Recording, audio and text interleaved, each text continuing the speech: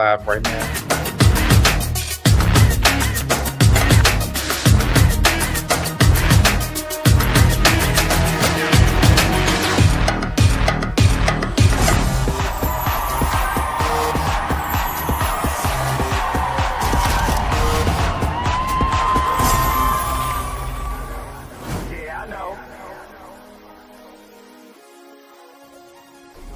Oh,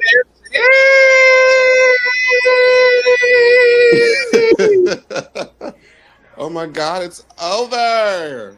hello, Amen. Praise Emma. God. Oh Welcome my to the God. season 7 finale after show with the producers. Um, Yes, come for, on. for those that know me or don't, my name is Ondario. I'm the executive producer of Chasing Atlanta.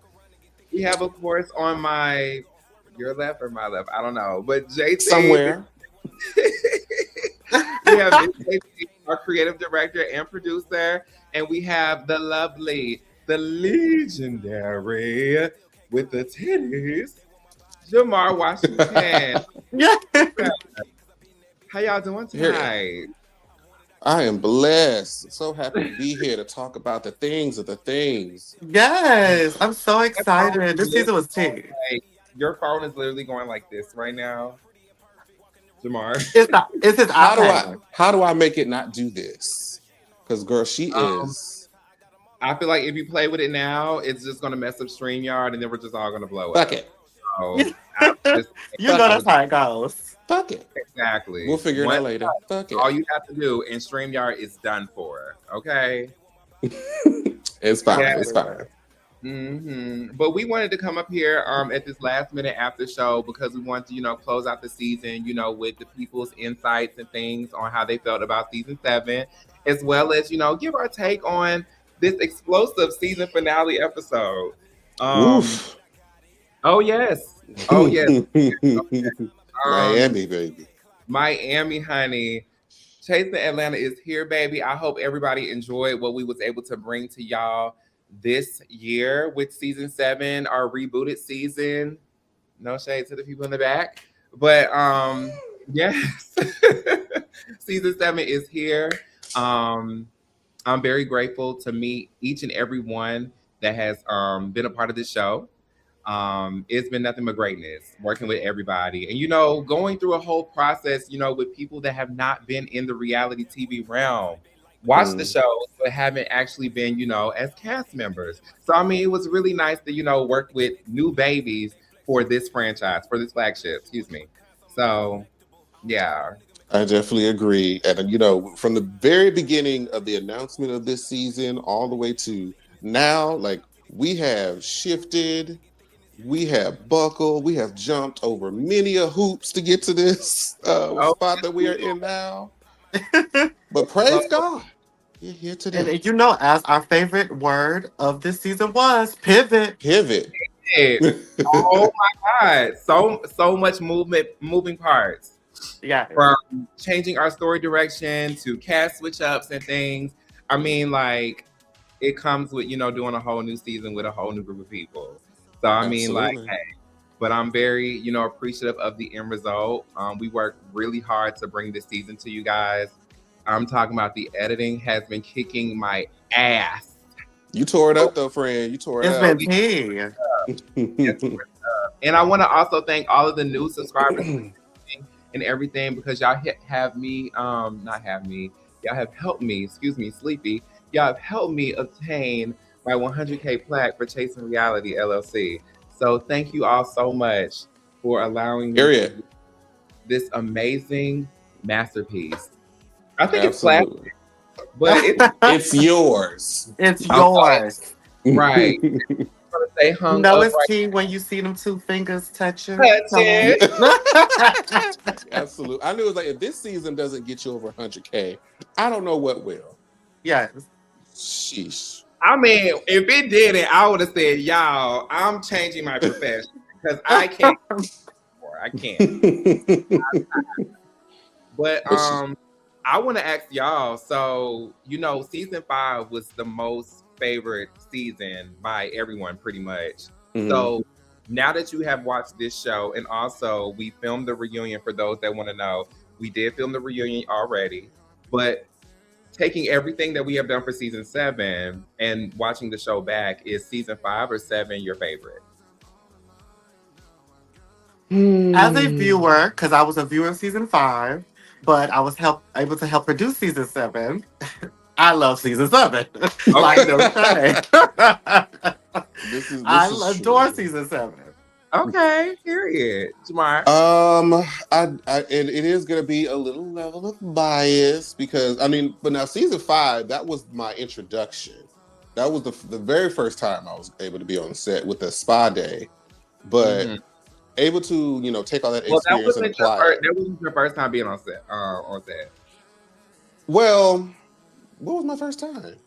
Your first time was season 5 when we filmed you and that's right. Yes. And Yes, that's it. But that was my first time filming.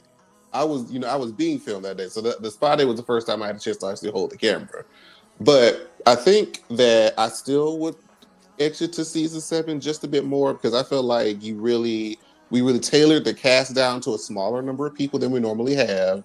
And there were, nobody was considered like a weak link. Everybody had their moment to shine. And I just feel like the cast is tea. And this is like one of the first times where they want to bring everybody back. Oh, yes, definitely. Yeah. Well, you saw this season? I've seen mixed opinions. Yeah. But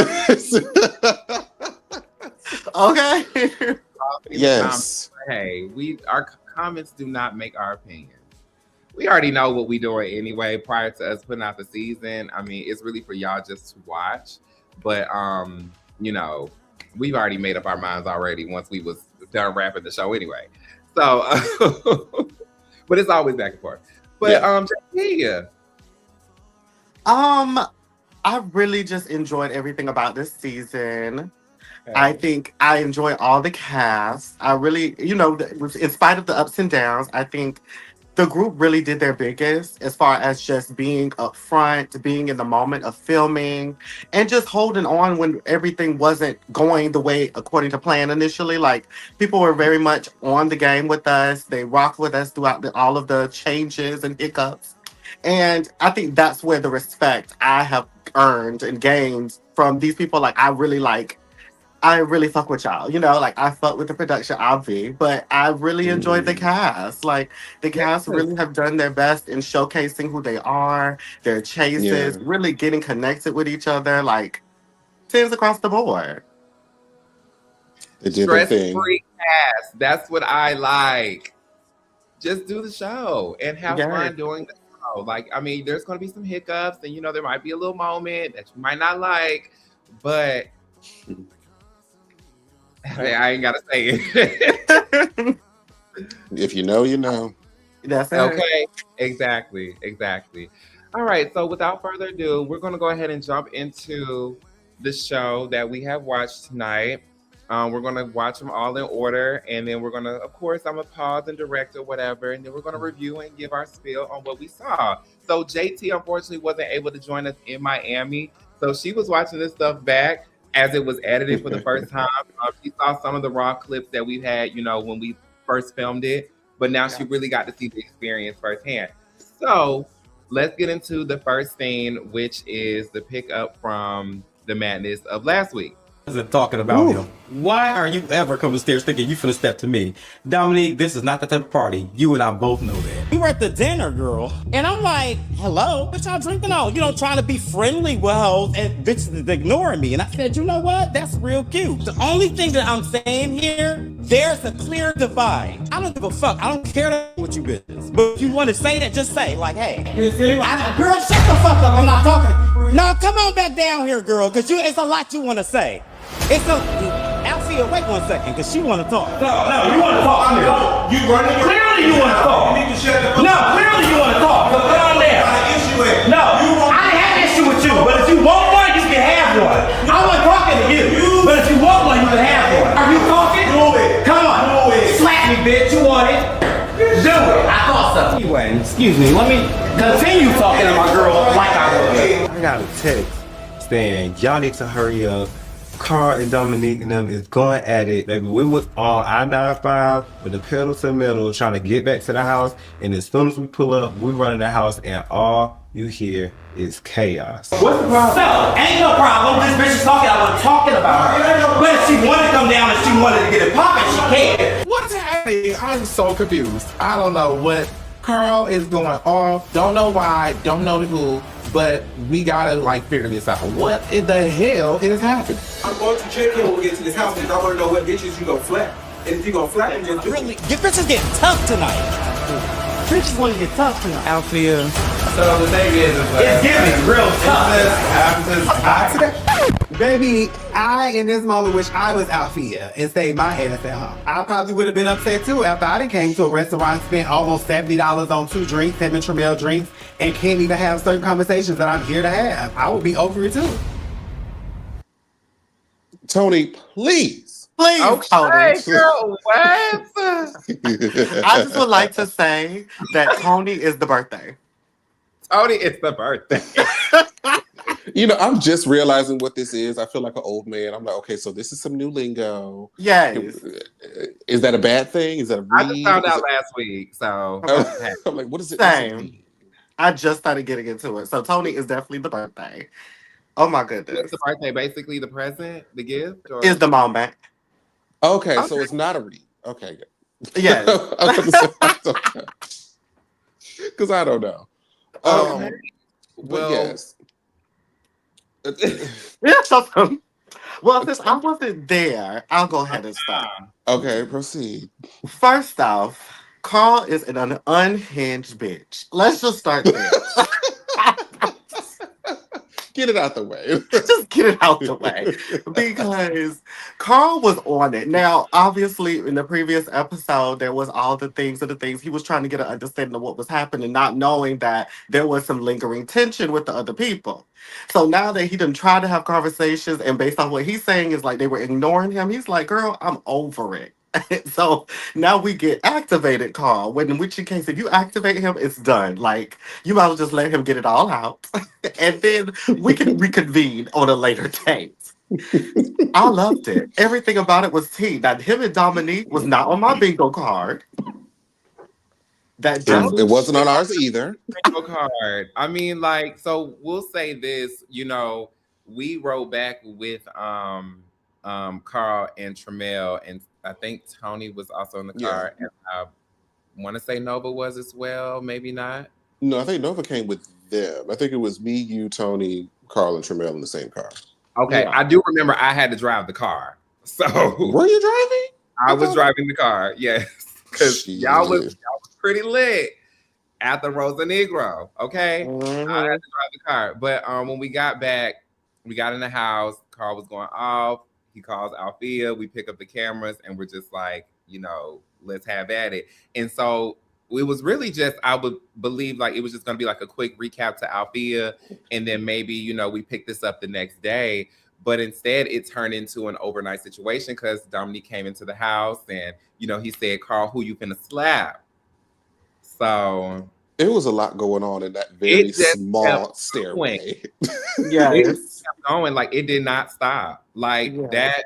I mean, I think we filmed it for probably maybe like 2 hours almost From Oh my what's the God. start and the end? from the start of being in the house. Oh. Ah. From when I laid it all on the line, it said like an hour and some. It was at least, it probably was maybe about an hour and a half, because that one clip of everybody like in the living room itself was like 50 minutes on its own. Yeah, that was 47. So, So- I would say I wouldn't say 2 hours. I'd say about like an hour and a half, because maybe their conversation was maybe about like 25 at most. I gotta go look at it, but who gonna look at it? It was long. It was long, right? So, and then of course Toni. My God, today. Honestly, I think the was that The girls Toni are fighting. was- right. Toni was probably like, I mean, girl, look, I love And it. All I know is Toni is the birthday, and Carl was lit, so he's the birthday candles. Okay. So who was the fire? Oh. Who was the fire? On the birthday candle. Oh, Carl was the birthday candle, and he was lit. He was already lit, babe. Well, there you go. Noel, please. Yeah. I'm just here. I'm just here. Yes. I'm just here. Maybe I saw one too. I was just minding my business, holding the camera, and I'm just like, okay, girl, I guess this is where we at today. So, but yeah, let's jump a little further ahead, and then we'll my God, today. Absolutely. We'll pick up from these moments. Let's watch this real quick. Ooh. Son of a bitch. All right. Alfeeya was still waiting, bitch. We can fill him in. No, he's right. Wait for everybody. I wanted everybody. Because there's a lot of conversations been had around the corner. We didn't have it with everybody's either. So everybody can say what they said, some people need to say it too, instead of saying it to other benches. And we having the issue that we're having today. Because what I'm having, the problem that I'm having is the outside conversations that's happening. We should have it outside. If you want to say something to a bitch, say it to them. That's it. Then we don't have a problem. That's it. You don't like a bitch, tell her today. Today's the day to tell a bitch that you don't like her. Do we need to call over them too? Yeah, I said everybody. I need everybody. You can go get them? Yeah, get everybody, bitch. 1, 2, 3, everybody. Let's have it.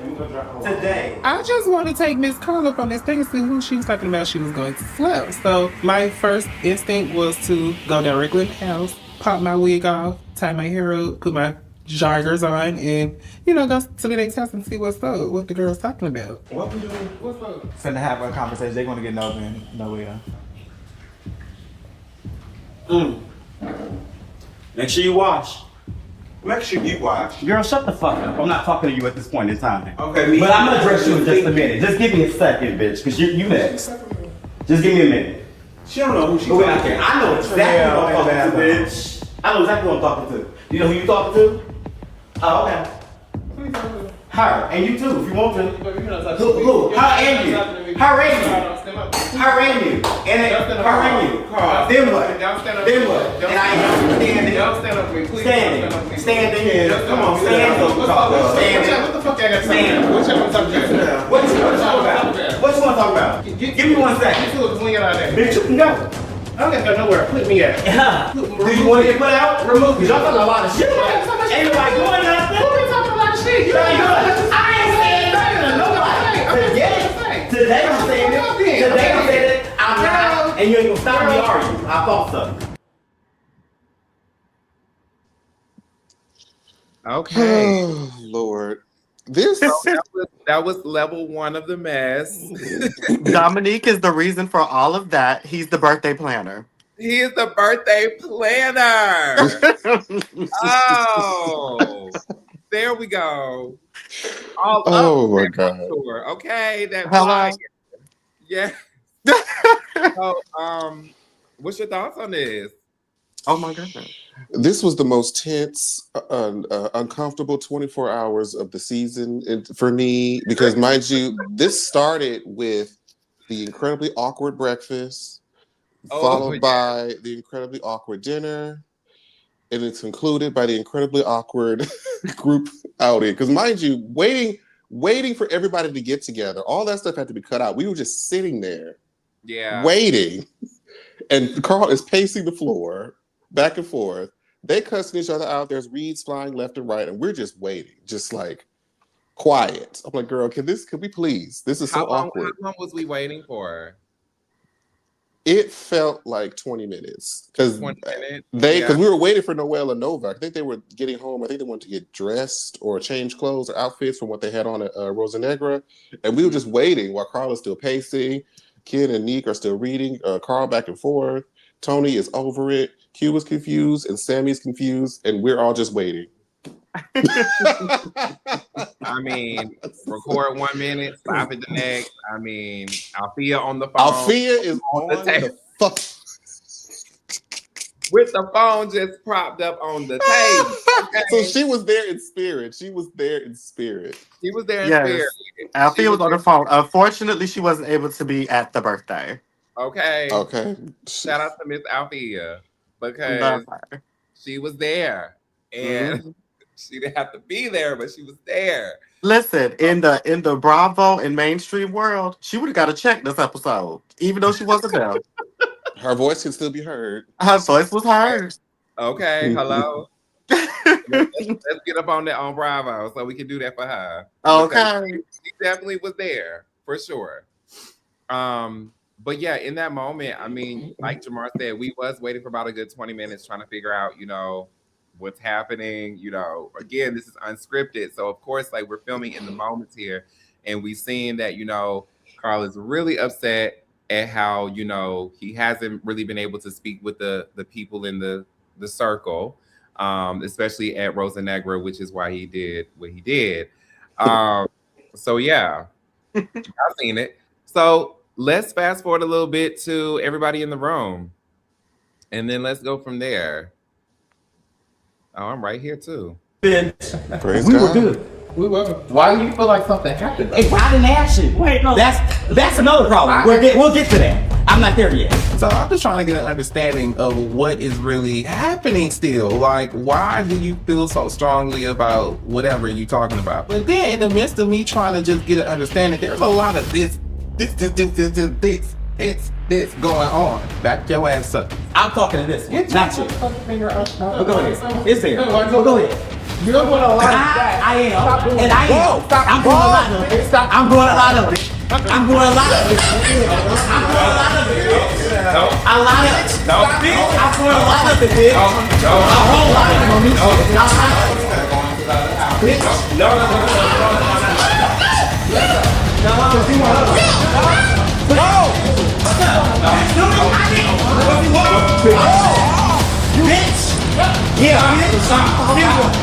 Me being the Captain Save-A-Ho that I am, I'm trying to stop these bitches from fighting. Q decides, instead of throwing a punch, he wants to throw a shoe. And not only does he miss his target, he throws out the fucking Puerto Rican princess and hits me square in my chest. I have asthma. You could have killed me, ho. Q, pipe your little Cisco looking ass down. But since you want to make issue with me so bad, let's go.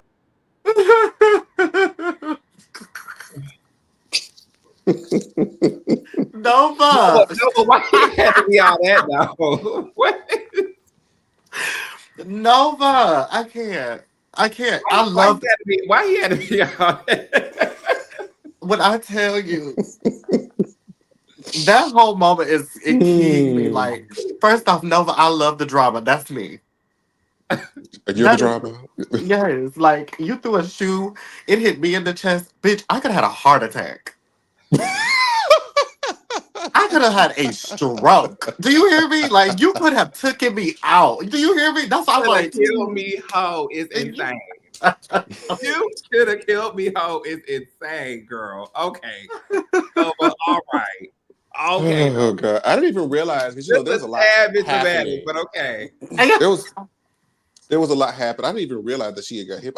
I saw the object go across the room. I don't know what he threw. A piece of jewelry. He picked up a few items during that exchange, so I didn't know what happened. I was just trying to hold the camera steady.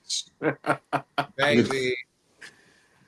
Look, so a lot of people in the comments were saying damage waiver. Baby, let me tell you something. If we paying all this money just, to have these things and events and stuff, like we really don't want nothing damaged because y'all already know what I talked to y'all about last night. So, I just, it's very important that we have these type of documentations in place for productions because we want to make sure that, the cast is in a safe environment and also not disrupting what we got going on. But, baby, that leather boot. She was airborne, honey. That leather boot was airborne. And immediately I thought, like, just like all the previous seasons, put the camera down. You got to turn into security now. We got to de-escalate the situation the best way we can. So that was the reason for the stop and, all of that. But you got to do that a couple of times this season. Hello.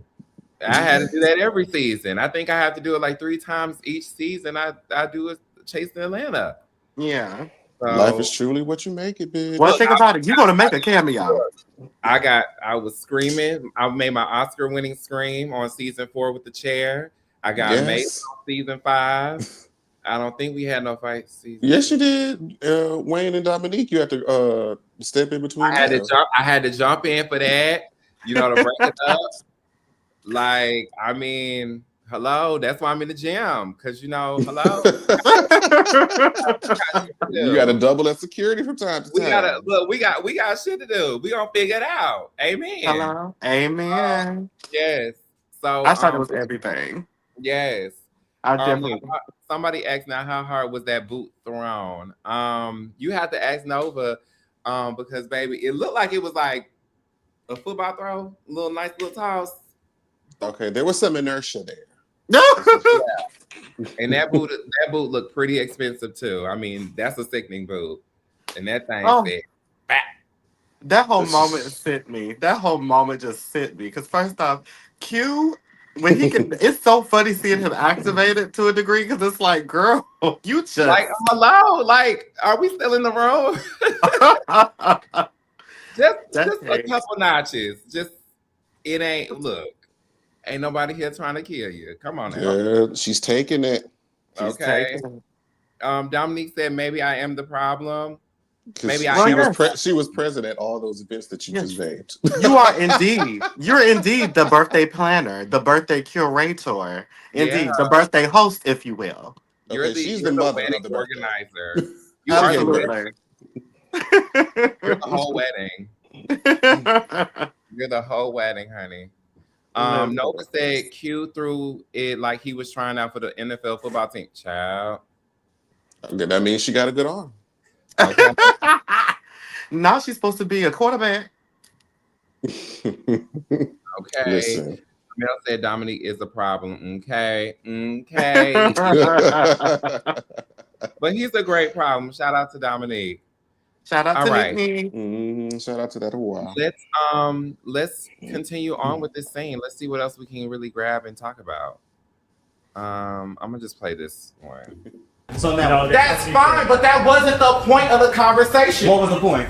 Dumb and dumber. That's what's irritating the fuck out of me. The dumbest bitch is sitting here, so what I said was the problem. Where? Right here. Because you're the ignorant right here. The motherfucking fool. Right here. Ain't the dumb. So like I said. What rock did I throw and which hand did I throw? No, because I want to know why a bitch got my name in their mouth. And I told you. At the end of the day, you know exactly why we got into it. No, we don't. You were making slip at No, we don't. You weren't even there. It don't matter. You came here to say for that bitch, so I'm here to say so now what? Shut the fuck up. I'm not.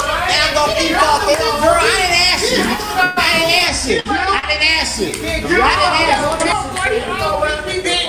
You a that's what this whole thing is about. London. Tracy's what you work tonight. You and it's fabulous. I want to know what rock did I throw and what.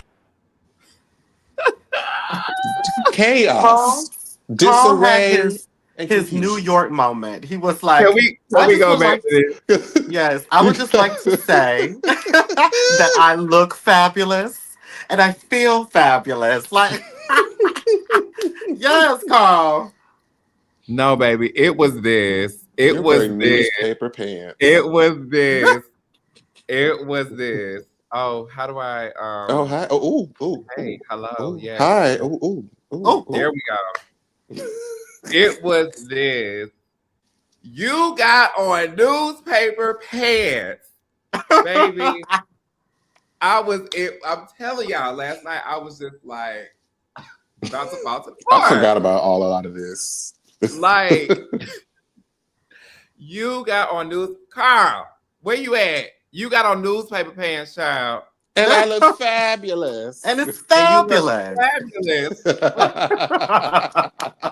So here's the thing. I was trying to find the New York. I look fabulous. I know it's on the reunion clip because I've seen that shit several times. You should have told me to send it to you. I send it to these people regularly.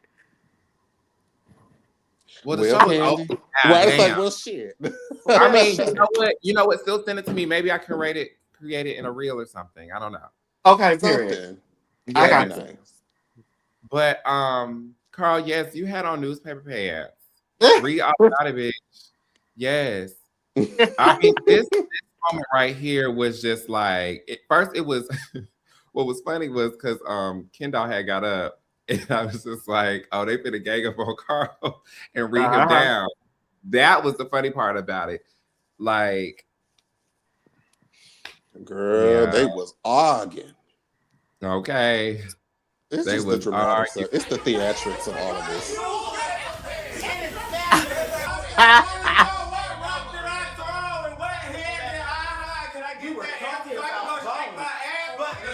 Given everything that's happening right now, we're Let's supposed to be getting continue. ready for a hosting. Y'all sitting here and want to argue. It's a whole lot of indirect shots and threats that's going around.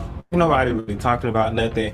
I'm over it, and I'm really just ready to go get dressed, go get cute, go to the club, and have a good time. This is not what we came to Miami for. How I feel about it has been expressed to both parties. I have said it to them individually, and I have said it in front of both of them, in front of everybody, in private. So what did you say? I said he was having a conversation with somebody he did not know, and he was asking was he truly being invited, which I get. But it did come up. It did come off that there was shade. That's why I said That's what I was. No. This is the person y'all been letting get right under the freaking rock. Well, Sammy has said this, and Sammy said this. Well, all I said was this.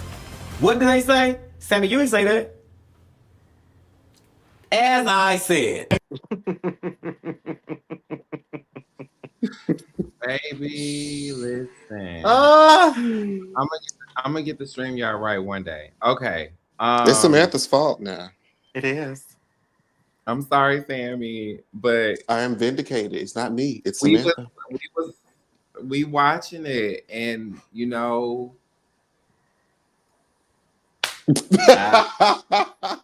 Listen. Sammy started the things, the low key. He's the birthday crasher.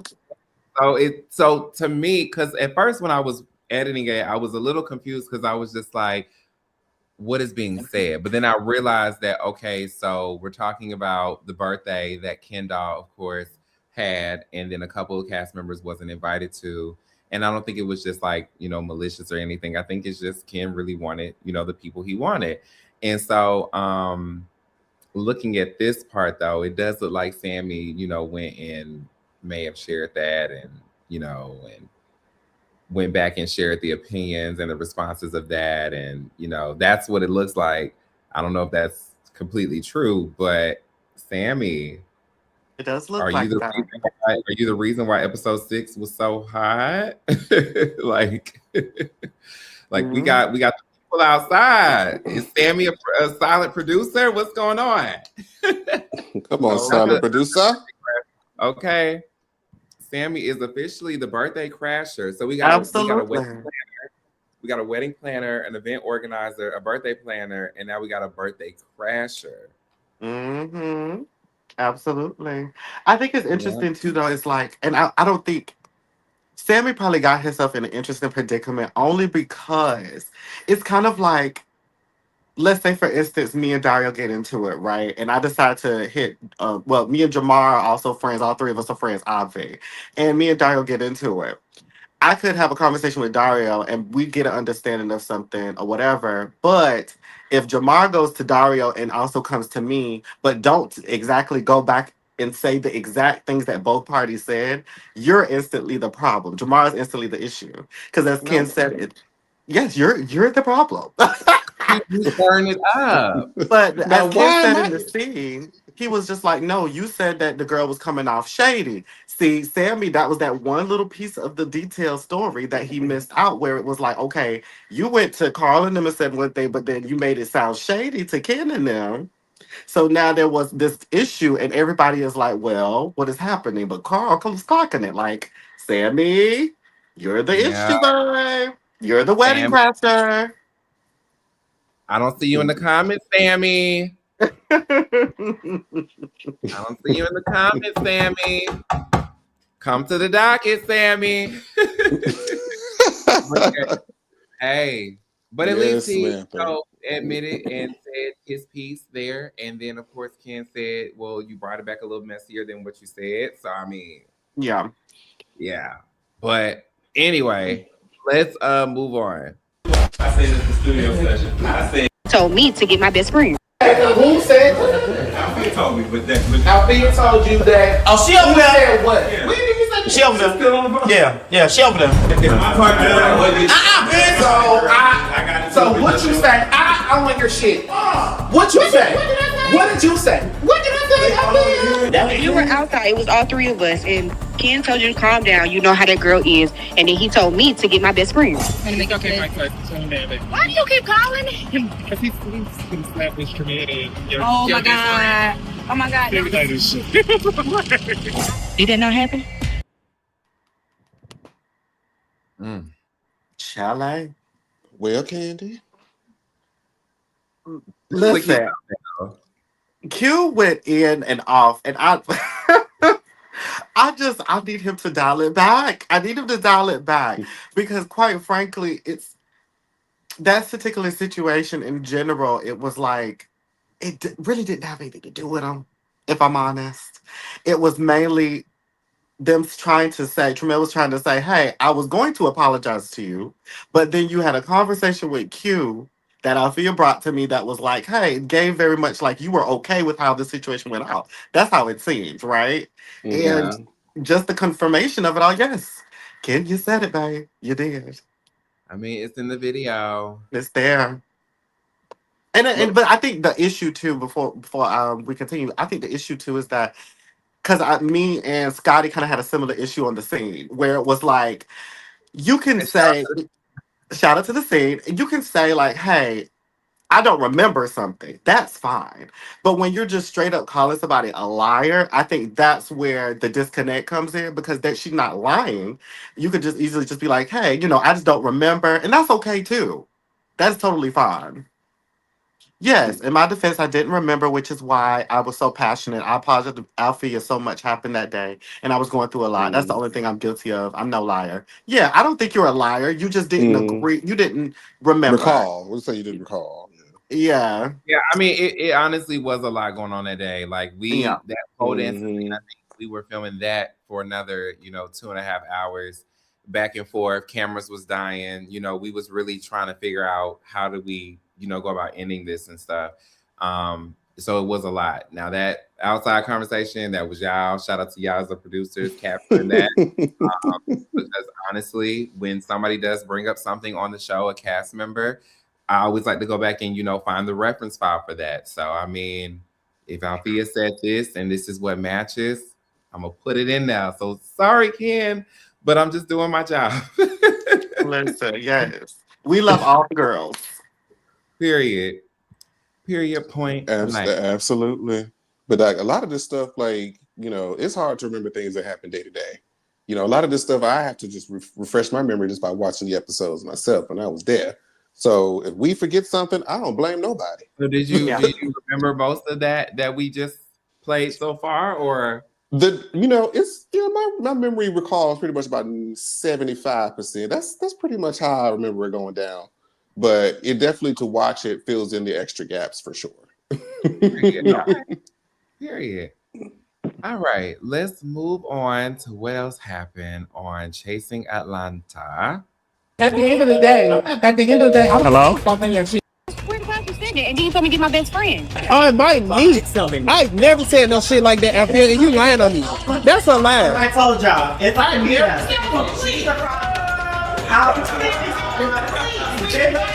Did you recall me saying that? Come on now. I said that. And did I tell her to get her best friend? Whose phone is this? Because I'm about to throw it. I can take this shit too. At the end of the day, Hello?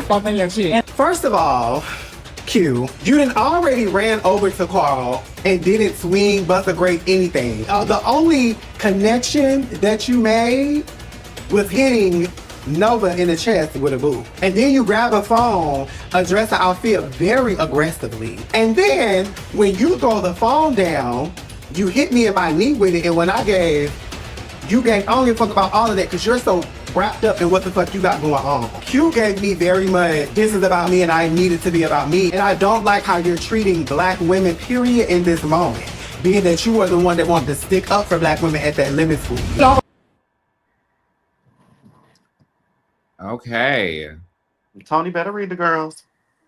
So first of all, that was my audio phone that got thrown. That was the phone that, you know, a lot of people don't know, but that is a phone that we use as a voice mic. Excuse me, y'all, my voice is going out because I think that NyQuil, and then I think my sinuses are really acting up now. But yes, it was just a heated moment. I think I do feel bad that Toni did get hit by that phone because that phone does have some shattered glass on it. So hopefully no cuts or anything. Was that the same phone that last season Dominique field kicked after him and his melee with Wayne? Was that the same phone? You know it. That phone, baby, that phone has been through on it. Okay. Yeah, the static on it and everything. Yes, that's reliable. But she's still kicking. Amen. She's still kicking, baby. That screen is blinking like crazy, but you gonna hit everybody off that phone. Amen. Okay, she works. Oh yes, but I think at that point Toni was probably just over the whole everything. Like she didn't want to be a part of it anymore. Want to, you know, be in the house anymore. I'm assuming. But it looks like, you know, she was just completely over it from what we was able to capture. Because I think, Jamar, you were close, so I don't know why you didn't get that. But I'm just kidding. I'm just kidding. But yeah, that's what it seemed like. Any thoughts on that? Yeah, I think Toni definitely was warranted because as we saw in each other's confessionals, Q, and it was something between Q and Toni that was somewhat brewing, just based off of Q's like commentary towards Toni, whether she was there or not, especially when she left his party. Pretty early. It felt like there was something brewing there, obviously. And I just feel like Toni was just at her breaking point. You know what I mean? It was like, girl, you already kind of rubbed me the wrong way. Now you're throwing stuff at me. So it's like, not Jamar's the drama. Well, yes. Gasp. Well, I mean, yes. oh my God. Been saying this since the beginning. Listen, you did all of this. You casted the people. You basically told them to run amok. Indeed. Oh. What else? Let us know. Let the people know. You actually, even though I wasn't present, I was informed that you actually whispered to Carl after giving him a multitude of liquor to drink. Because, you know. I did. I gave Carl liquor to drink. Yes. Carl didn't bring his own liquor, but I gave it to Carl. Don't shoot the messenger. Bang, bang, bitch. Bang, bang. But I was told that you were basically pushing liquor down Carl's throat. Really? And you just basically whispered, kill. And then that's what happens. Is that what happened? What? Carl, is that? Yes, you don't ask Carl. The streets of Potomac. The streets of Potomac said it. I'm just telling you what the streets of Potomac say. And you will all be hearing from my lawyer. Absolutely, yes. I want to come for each and every one of those subscribers. Amen.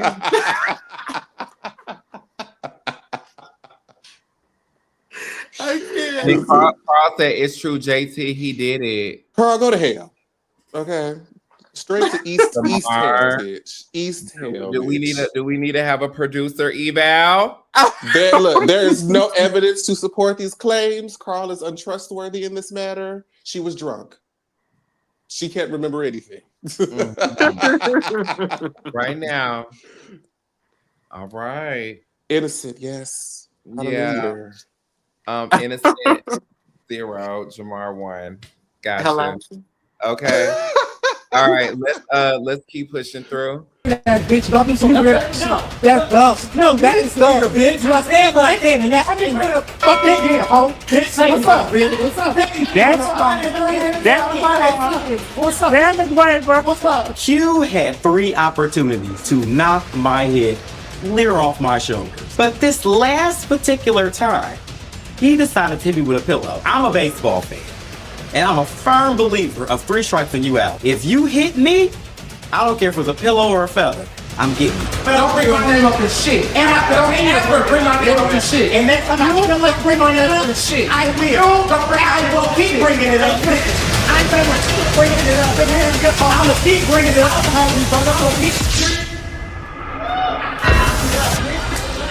Keep bringing it up. Keep bringing it up. Bring it in there. No. I'm gonna let you know right now. Don't trust me. Get that hook. What's over here? Hey.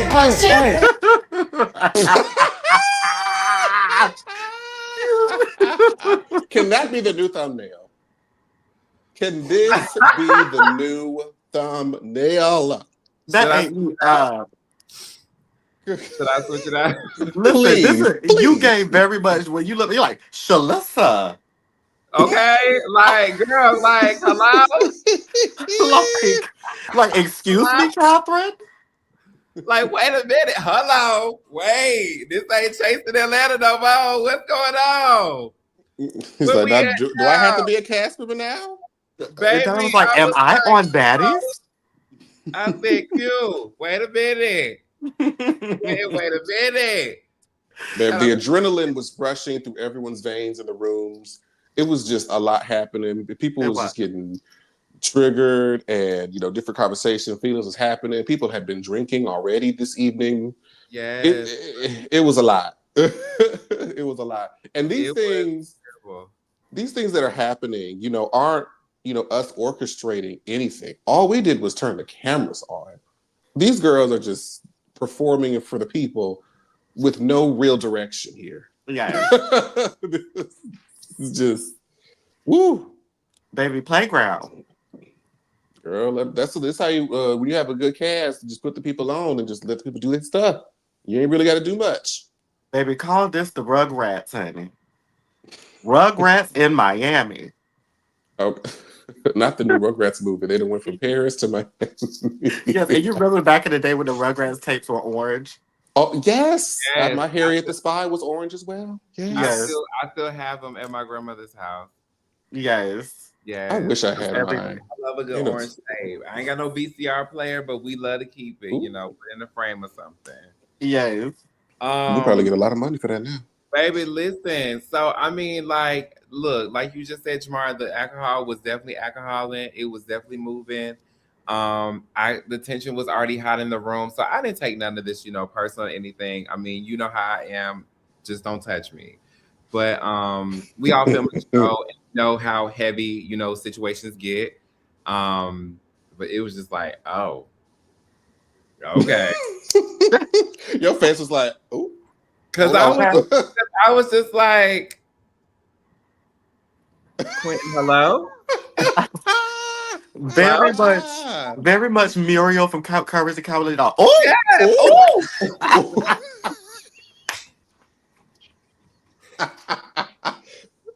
I use that so often. It's just like, and then look at Noel. Okay, gobsmacked. Look at Ken. Baby, I was about to retire that night. I was gonna be like, who finna take over? Because I can't do it no more. Girl, the distress in everybody's face. Young no more. I can't. Noel is distressed. Ken is distressed. Girl, baby, look at everybody. Girl. Everybody just pointing, baby. I have reached the point of no return, and this is exactly what I was afraid of. All I see is red. This what y'all wanted? This what you signed up for? Guess what? You got it, bitch. Let's go. You can back up. You can back up. Child, even the camera operator Zach caught us straight as well. Mm-hmm. Okay. Like, you can back up. Got a whole push. You can back up. This is what y'all wanted. Well, guess what? You got it, bitch. I know that's right. Child, it was just a lot going on in the room, y'all. It really was. From that moment, we was able to get, Carl and Trill out the house just to kind of try to de-escalate it as we could, because we didn't know where it was going to go there. I mean, as you see on the show, Q won a 30-second with them, and I mean, we really. Is that what that means? I wasn't familiar with them. Basically, Q called him back. He's like, "Oh, I want to fade." Yeah. Is that the average time for a fade? Yes. If it's done correctly, all you need is 30 seconds. Pretty 30 much. seconds is a long time to be actively do. That's a long time. You think so? If you try to put a girl through that, yes, 30 seconds. Count to 30. That's a long time to be actively beating down somebody. Shit. The Leos turned it up, no shade. Girl, y'all are crazy. Nuts. Are some crazy Leos, I tell you. Like I've met a few Leos in my life, but not like Carl, Tramel, and Quintin. Okay. But I mean, yeah, and we know how the rest of that scene plays out, where it's like diabolical. But what a lot of people don't know, after that night, honestly, we were just a few of us just sat in that same house and we was just, reflecting on what just happened. And then after that, I think I went to bed. I said I couldn't give y'all no more. I'm tired. So I think we all went to bed somehow. yeah, I think we just needed a reset, because mind you, it was already hectic already earlier that day. The breakfast, Rosa Negra, and stuff like that. Just trying to figure out where's the tension coming up. So of course, us as the producers, we're just going, back and forth to house A to house B, just to film. Okay, what you got to talk about now? What you got to say here? What's your response? What you feeling like? And then of course the green screens put them all together with the opinions. So yeah, it's pair it all up. Pair it all up, and you have one big ass show called Chasing Atlanta. So Atlanta. Hello. All right. So let's move on to the aftermath. So we woke up at, I want to say about I think Jamar, you was probably still asleep. But we woke up. Because that part I was like, I don't remember that, girl. I was girl. Yeah. I think I had woke Zach up because I was like, Tramel is outside.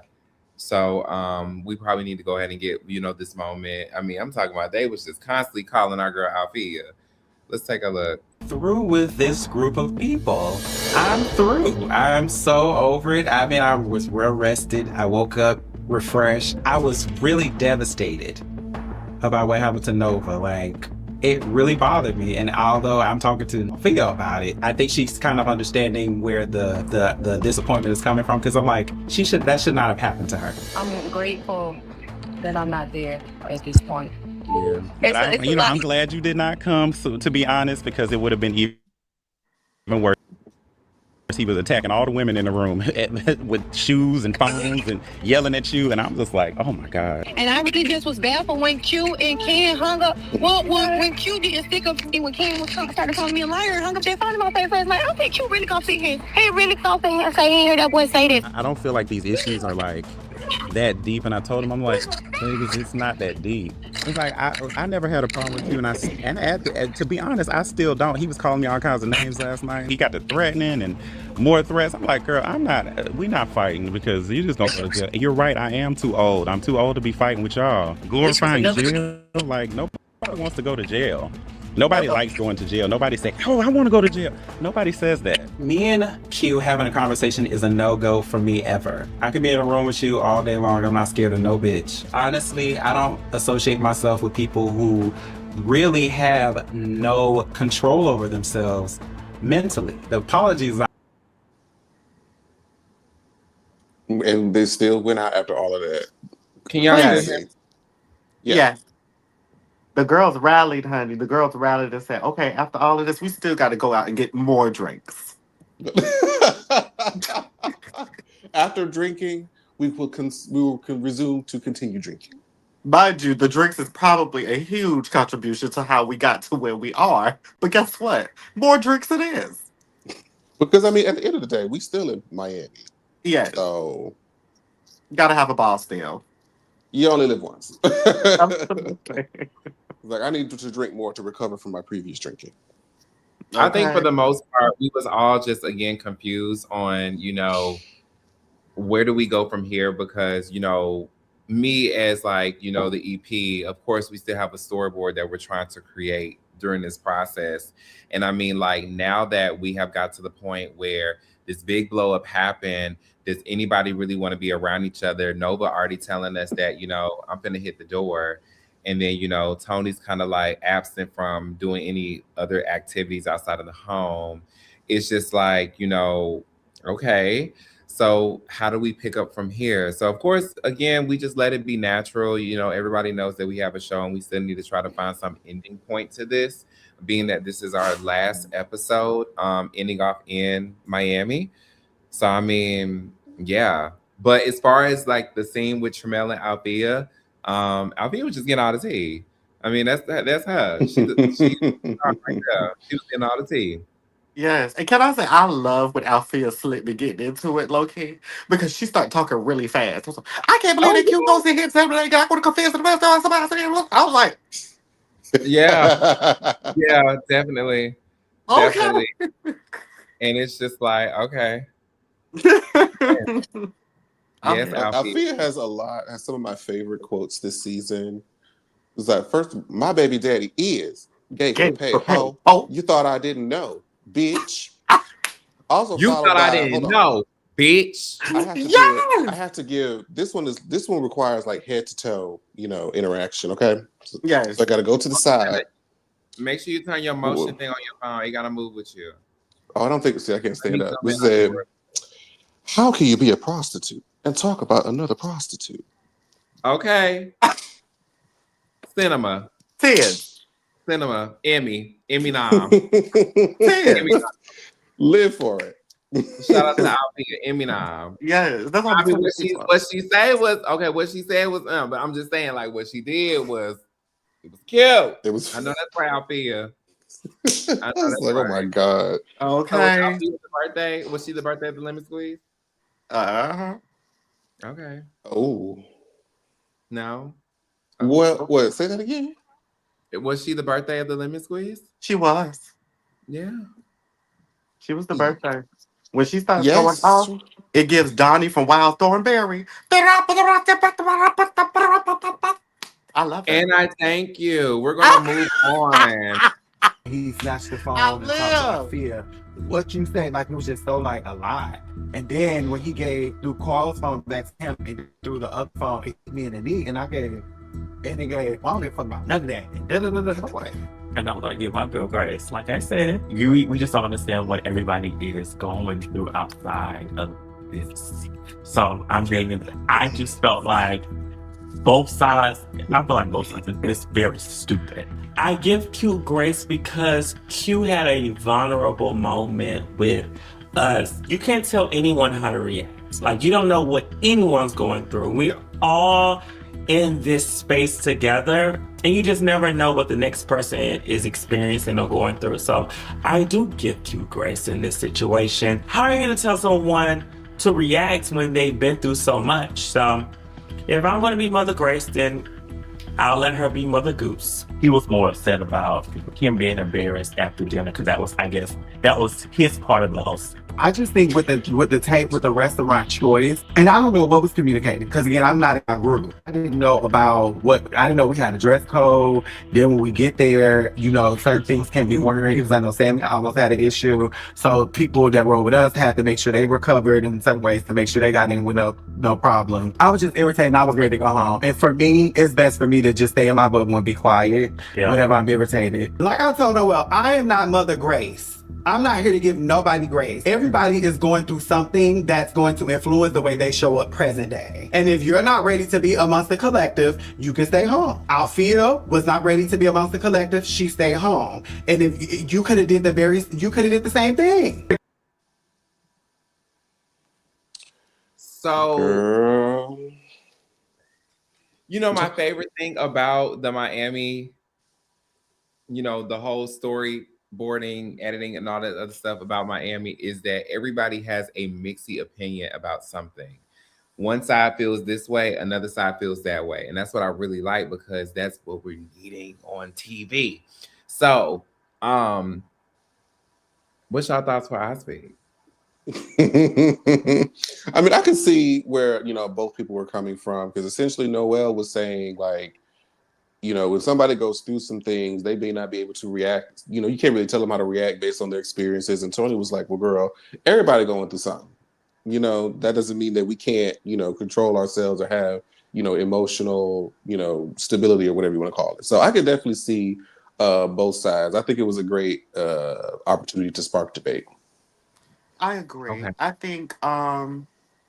I think the one part of it that I think, because two things can absolutely be true at once. I think one of the problems, I think that the disconnect with them was that Noel has built a personal relationship with Q.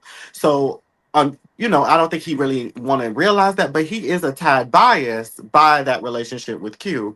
Whereas Toni, on the other hand, Toni has a universal opinion where it's like, yes, I understand that you know Q, and Q has gone through some things that now we have all become privy to. However, that doesn't discount the entire group's feelings and the people in which he's affected in those moments. And I think that was where Toni is coming from. It's like, we're not trying to discount what he's going through. We're not trying to police his responses. However, there is still boundaries amongst other people here and things that other people are going through. So yeah, two things can be true at once. They both were correct. It's just that, you know, because of where their stances in the group, that's where the difference of opinion comes in. They're just more leaning one way opposed to the other. Yes. Well, I just feel like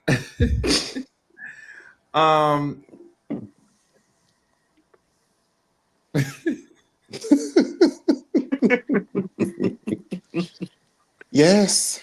Well, yes. Yes. That's what I feel like. Yes. But no, seriously, I just feel like I hear both sides as well. But I think my own opinion would be is that time and place. And on top of that, I also felt like, you know, if I was a viewer or just a fan of Chasing, right? Just a fan watching the show, not producing it, not editing it, going back into that moment with all the chaos and everything, I just felt like if we're listening, Carl really wants, you know, to have this conversation with Sammy and KenDoll. Everybody else shouldn't be involved. Now, I know that things can trigger because of, you know, what you've experienced and things, or even just, you know, how you're feeling about that person. But I think just to prevent like a fire like how we had, I would have just stayed out of it. Yeah. So, yeah. Yeah. It was kind of like adding insult to injury. Basically, like, you know, it's already, you know, going through its hurt phase. I mean, why are you peeling back, you know, more skin and stuff like that? Like, it's not, you know, fair to nobody, especially with it going the way it did. Yeah. So yeah. Yeah. Let's see what the people are saying. Yep, no matter how you respond or why, you have to own it. You have to own it no matter the why. Ocean said, right, the fire was entertaining. Okay. Yeah. It wouldn't be entertaining if you was there filming it. He anchored the mess. I'm assuming that was Dominique, maybe? Yeah, he said he was the problem. Okay. Period. And let's see what Reggie says. Neek low-key was a little fake as well. Being honest, you was feeling it and mixing personal assumptions with half truth just for a camera moment at a time, but I still love you, boo. Okay. Tramel said, stay out of it like me. Let him get Sammy. LOL. Sammy ain't nobody. He just a Miss Minnie. LOL. He ain't nobody. He just Miss Minnie. Okay. Lord have mercy. Okay. We hit the hour mark, so let's just speed it up just a tad bit and let's see what else we got here to pull.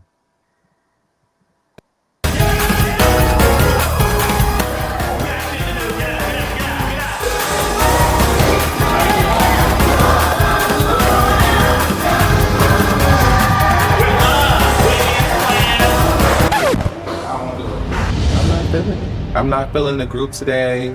I don't really want to talk to nobody. I don't really want to be around anybody. I'm pretty much over it. I don't have nothing to say. And honestly, I just hate the fact that there was no camaraderie around the situation, at least not on my end. And I just hate the fact that I even let myself get that far. All I can do is just keep it moving and try to enjoy what's left of this trip. Girl, I cannot sleep last night. My chest was hurting so bad from that boot. After the arguing last night, I went to bed. Mind you, I woke up with my chest hurting like hell from the shoe that he threw at me. Now that KenDoll walked in on the conversation, To be honest, I really don't have much to say to him either. To be honest, I thought me and KenDoll were really cool. But him not telling me where I was gonna sleep at or how my living conditions were gonna be on my way here from Atlanta really kind of showed me he's a selfish, ego-filled bitch. So I really don't care to hear what he has to say in this moment because my mind is already made up.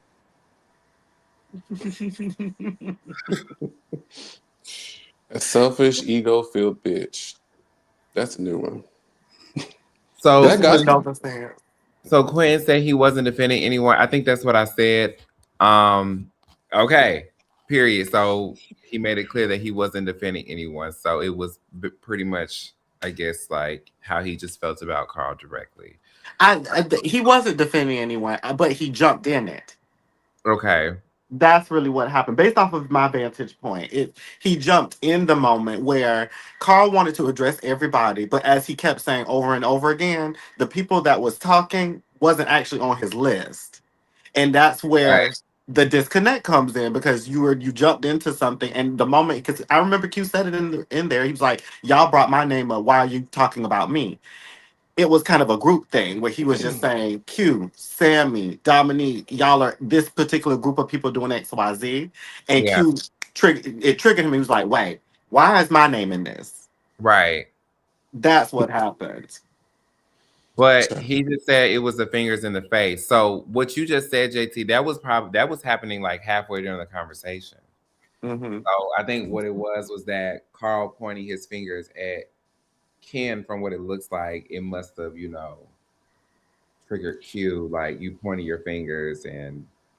But pointing your finger when you're addressing Carl is something that he wasn't even talking to you about because he kept saying, "I'm not talking to you," and that's where the points start coming in. True. That is very true. Yeah.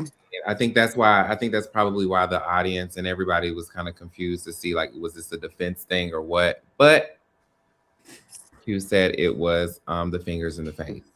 So period. Somebody with $5. Hi, Southern Purchase. Has any of the producers ever had to put hands up any of the girls throughout the years? No, I never had to do that. I never had to touch or try to fight anybody on the cast of Chasing Atlanta. I would never do that. All I would do is just fire you. So if you give me a hard time, that's all I would do. We'll complete a show and then we'll realize, hey, I don't think this is right for you. Let's move on. Yes. And Quinn also said gospel music wasn't playing in real time. Y'all, LOL, be serious. That's clearly an edit. It actually was gospel music Quentin playing. It was Whitney Houston and the choir. However, copyright, of course, I can't use it. So I had to find something royalty free, which is a similar gospel track. Okay, look, I was stomping. No, like Noel definitely like turned on that gospel music, and we was just like, okay, period. I said, look, I'm going up the stairs with you. I'm going up there. So yeah. Hello. Okay. Look, we going up to yonder. Okay. Okay. Amen. It was tea. All right. So we'll probably not play the clip for this because I kind of want to move on to the next piece. So KenDoll was talking with Nova here about how he felt like Alfeeya was lying. As we all saw in the video that, it was a moment that they did have a conversation outside of the pole dancing class. But I mean, I could see why KenDoll was a little upset.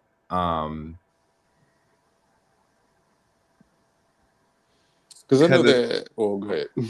No, I'm just saying, because I mean, like, we're in the heat of the moment, and then Alfeeya, you're just adding more onto it. You know what I'm saying? That's how I saw it. Even though like the situation looked like it was to be true based off the video, but it's just like, Alfeeya, I thought we were trying to, make up when you're here. Like, I thought we were trying to get to a good place. Like, did you have this random animosity towards me? That's just how I see it as a viewer. So, yeah. Yeah, I get that. And I think that's probably where Ken was coming from too, where he's like, hey, wait, me and Alfeeya, we ain't had no problem. Why are you? It seems like you're trying to start something or add fuel to the fire between me and another person that I've already had issues with. When in actuality, I don't think that was Alfea's intentions. 'Cause, like, I think she just felt like she was just talking to Tramel, was like, yeah, girl, they was outside and da da da da. I don't think that was really her intentions, but it just didn't land the same way. I think she didn't think anything of it because she was like, well, Ken was there, Q was there. Certainly we all heard the same thing. But yeah, and I think a lot of people have to understand that, outside of the show, we really wanted the cast to be a friend group. So if Alfeeya definitely, wanted to share something that she heard from the group, to Tramel or whatever, I mean, by all means, hey. Yeah, it makes sense. Just remember we are filming the show, so make sure it's truthful. Because if I have the footage or the reference for it, it's gonna come up. Yeah. So, yeah, yeah. But this was a powerful scene because again, this was in the beginning where we was trying to figure out like, okay, what are we gonna do here? The group is not really, all together. We're trying to figure out, our events that we had. We had Palace, we had the yacht going up. They had a club outing as well. So we didn't know where everybody was gonna go. So we just naturally kept filming. Palais. JT, have you ever been to Palace? Oh, yes. No, I've been through. Baby. You haven't been to Palace at all? I haven't. Oh my God. We had a time down to the Palace. Jamar, was that your first time at Palace? Yes. I've heard about it because, I watch Drag Race and they talk about it. A lot of girls go through there, but like, that was the first time I really got. That was like number 5 for me. I got so many fans upstairs. Girl, I live. And the bottomless mimosa? We love bottomless mimosa. Palace is going to get you there. I'm talking about if you are drunk, girl, pay the rest of the day. You're gonna be at Palace for the rest of the day. Baby had a good time down to the Palace. Oh yes. Oh yes. In this scene, also Nova Banks decided to leave us. She told the producer that she decided that she doesn't want to be in Miami no more. The room situation, the shoe, everything just wasn't working in her favor. So she said, "I gotta hit it, babe. I don't want to be here no more." Yeah. And we respected it. I mean, it was unfortunate because, I would like for everybody to complete, what we got going on. But she was ready to go. So by all means, honey, hit it. The baby, Nova was over it. The baby got the hell out of Dodge, okay? She got the hell out of Dodge Charger, excuse me. Look, them girls got on the stage, bucking it in the middle of the dance floor. Look at it. Debbie be ready. Look at you. Look, them knees be going. Look at her. Yes. And then look at it. That's that Florida water. Girl, okay. Debbie be drinking that Florida water, baby. I was just hitting it like it's nothing. Okay.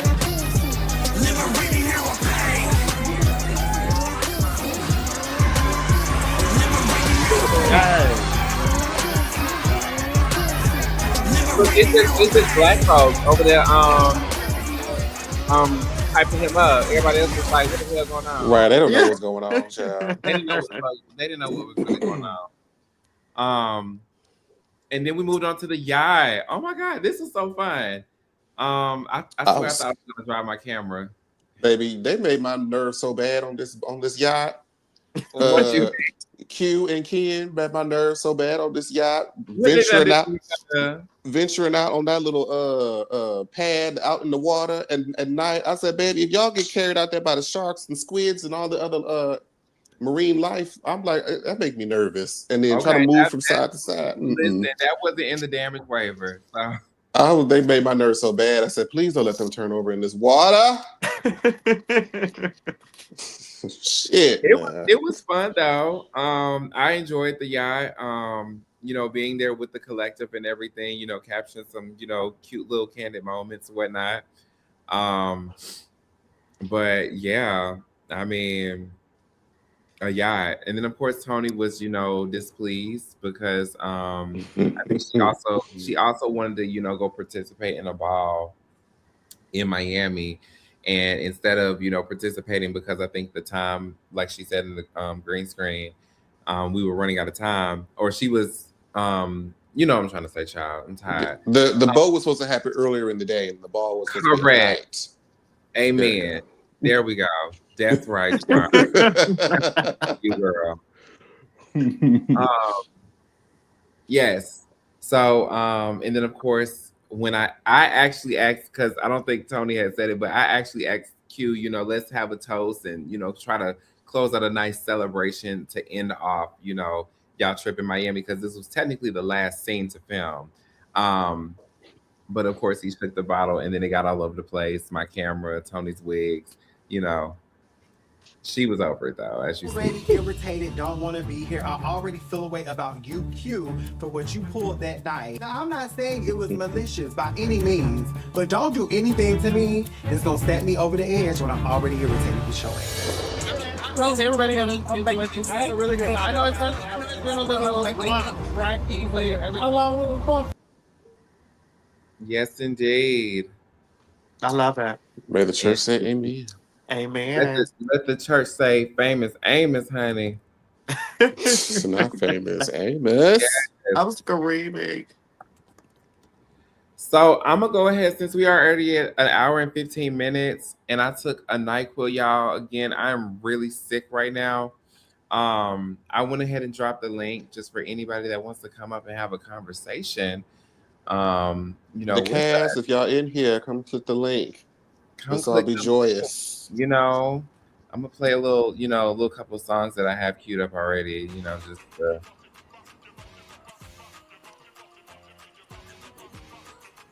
Oh my God! It's already one person, and this is Tramel, please. Please, Tramel. Wait a minute. I just wanted to say I really truly appreciate you guys. This was a great experience. I had so much fun. For real, I did. I had a great time through all the good and the bad and the fights and stuff. I really had a good time. Now,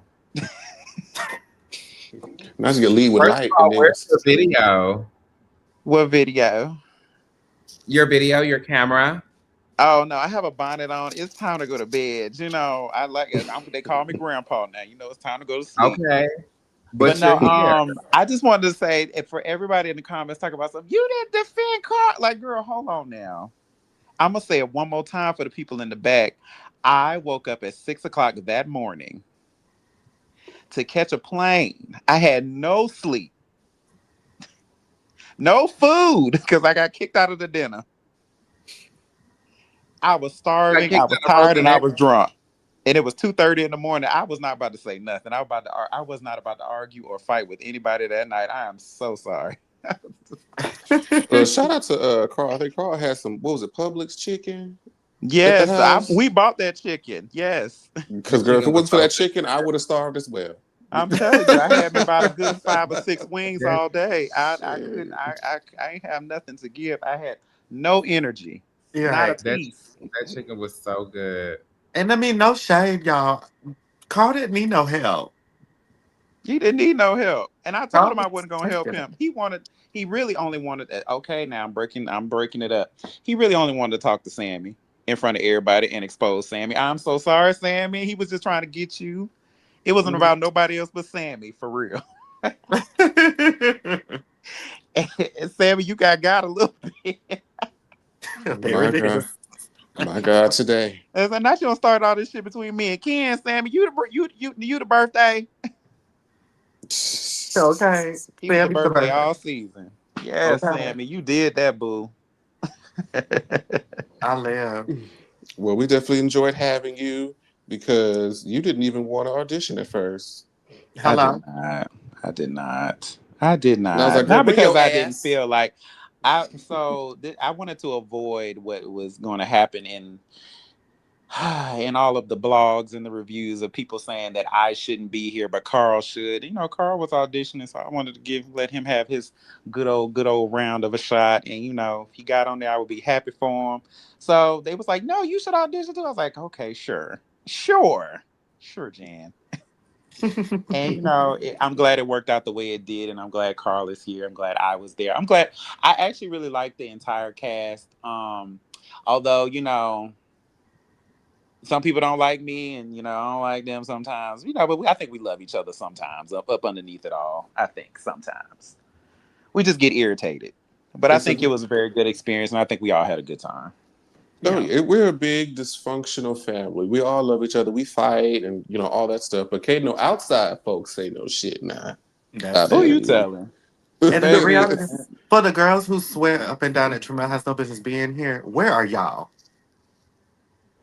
Uh-oh. That's all I want to say. Where are y'all at? Well, I just want to say, Tramel, I think you were a great addition to the show.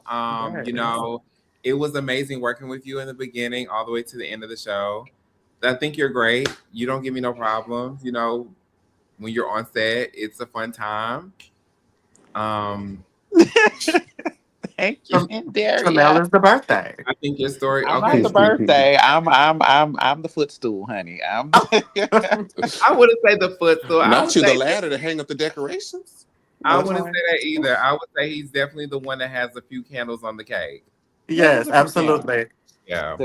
It was to you, Tramel. It was Sometimes they your popped fault. out my something, huh? It was your fault most of the season. It was. Yes.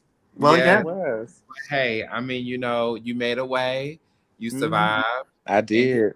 Hey, how's and the maybe strength? I'll come back next season if my audition is good. If I do it again, oh my God, it would be so fun to argue again. Maybe It'd be so fun to argue.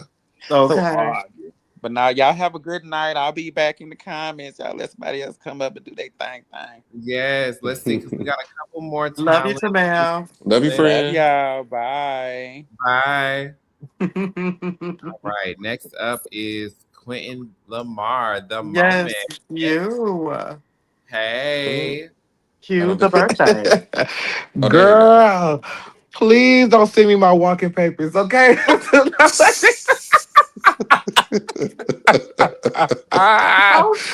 not let these. Please don't fire me, Andy Cohen.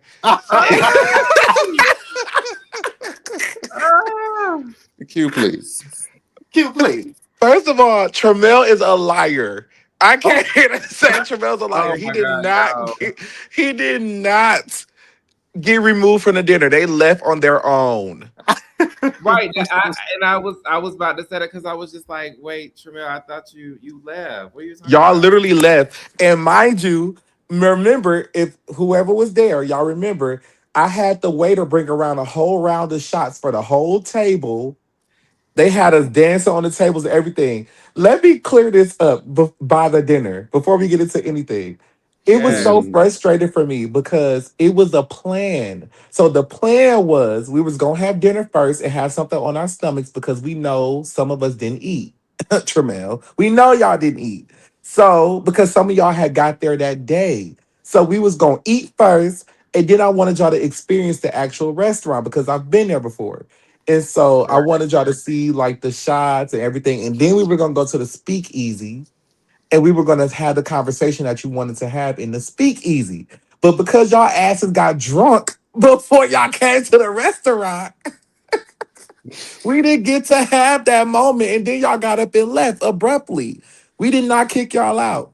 So it was frustrating. So when we got back to the house and we heard that they was arguing with Neek, it was already up. We was already on 10. So that's why it went the way it did. But at the end of the day, it's all good. I mean, maybe one day we'll try it again.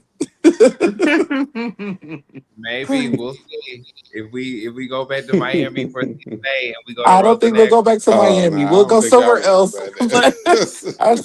I think Rosa Negra is they won't have the group again. That was Yeah, you never know. They were nice to us. They let us film in there. They let us have our moments. Like it was. Yeah, They gave us. I mean, I think the people like around the table, of course, was doing some complaining and stuff. But I don't think nobody like as far as like the management team there really was tripping. You know what I'm saying? Unless they were when we left, I'm not sure.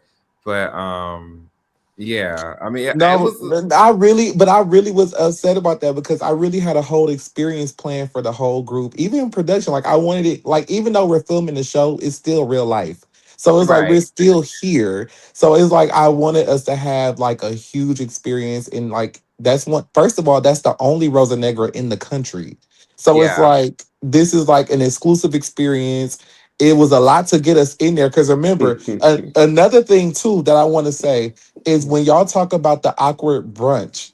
So one of the things that I was doing personally at the awkward brunch, I wasn't talking a lot because I was trying to book I was trying to book the speakeasy and get us filming in there, and I was trying to book the yacht because remember we couldn't get the yacht in time. So it was exactly. like it was a lot of moving pieces. It was a lot of moving pieces, and it was just like I felt like Carl kind of misjudged the moment a little bit. He was right in some aspects, but also he kind of misjudged the moment. And we never got a chance to actually sit down and actually talk about it. And so instead, it just was a lot of energy. And I hate that it got to where it got to because It's just three Leos in one it room, was three Leos in one room, and then once we have an idea in our mind, and then once you put liquor involved in that, it just Yeah, don't go well. And it was just like for me when we got back to the Airbnb because this is what happened. No shade. This is really what happened. When we were on our we drove separately because we did stay in Fort Lauderdale and we were going out in Miami. So okay. every time we went out, we had to drive what like an hour? At least 30 to At 45. least like 30, 40 minutes. So we had to take, and we didn't have that many cars. So we would have to take separate cars, right? So when Right. we were in our car, Dominique and they'll call us like, yeah, it's going down, da da da. We argued with this bitch. So we was already on 10 when we got to the Airbnb. Messy. So how did Dominique say it though? Because I like, don't remember. I don't want to lie. I don't want to lie because me and Dominique have already had enough. okay, As you because guys will see. when y'all walked into the scene, y'all looked so like surprised, like what is happening? No, because So we were like, what is happening? Because we didn't understand why Dominique and Carl were arguing, but we yeah, do know it was heated. And so when you walk in, what made me laugh so hard was my face, because it's a scene where my face is like, what the fuck? It's just like, what the hell is going on? But yeah, what got me was, first of all, I'm already drunk as fuck because I had one too many Prosecco's. But uh-huh. I was already drunk as hell. But when he started doing the pointing and all of that, to me, in my mind, it looked more dramatic than what it actually gave on camera. So it's like, who called us, Ken? Who called us? So So who was Dominique, on FaceTime with us? Somebody uh-oh. was on FaceTime with us, and somebody had called us when we were driving back to the Airbnb, Oh, and we knew it was something going down.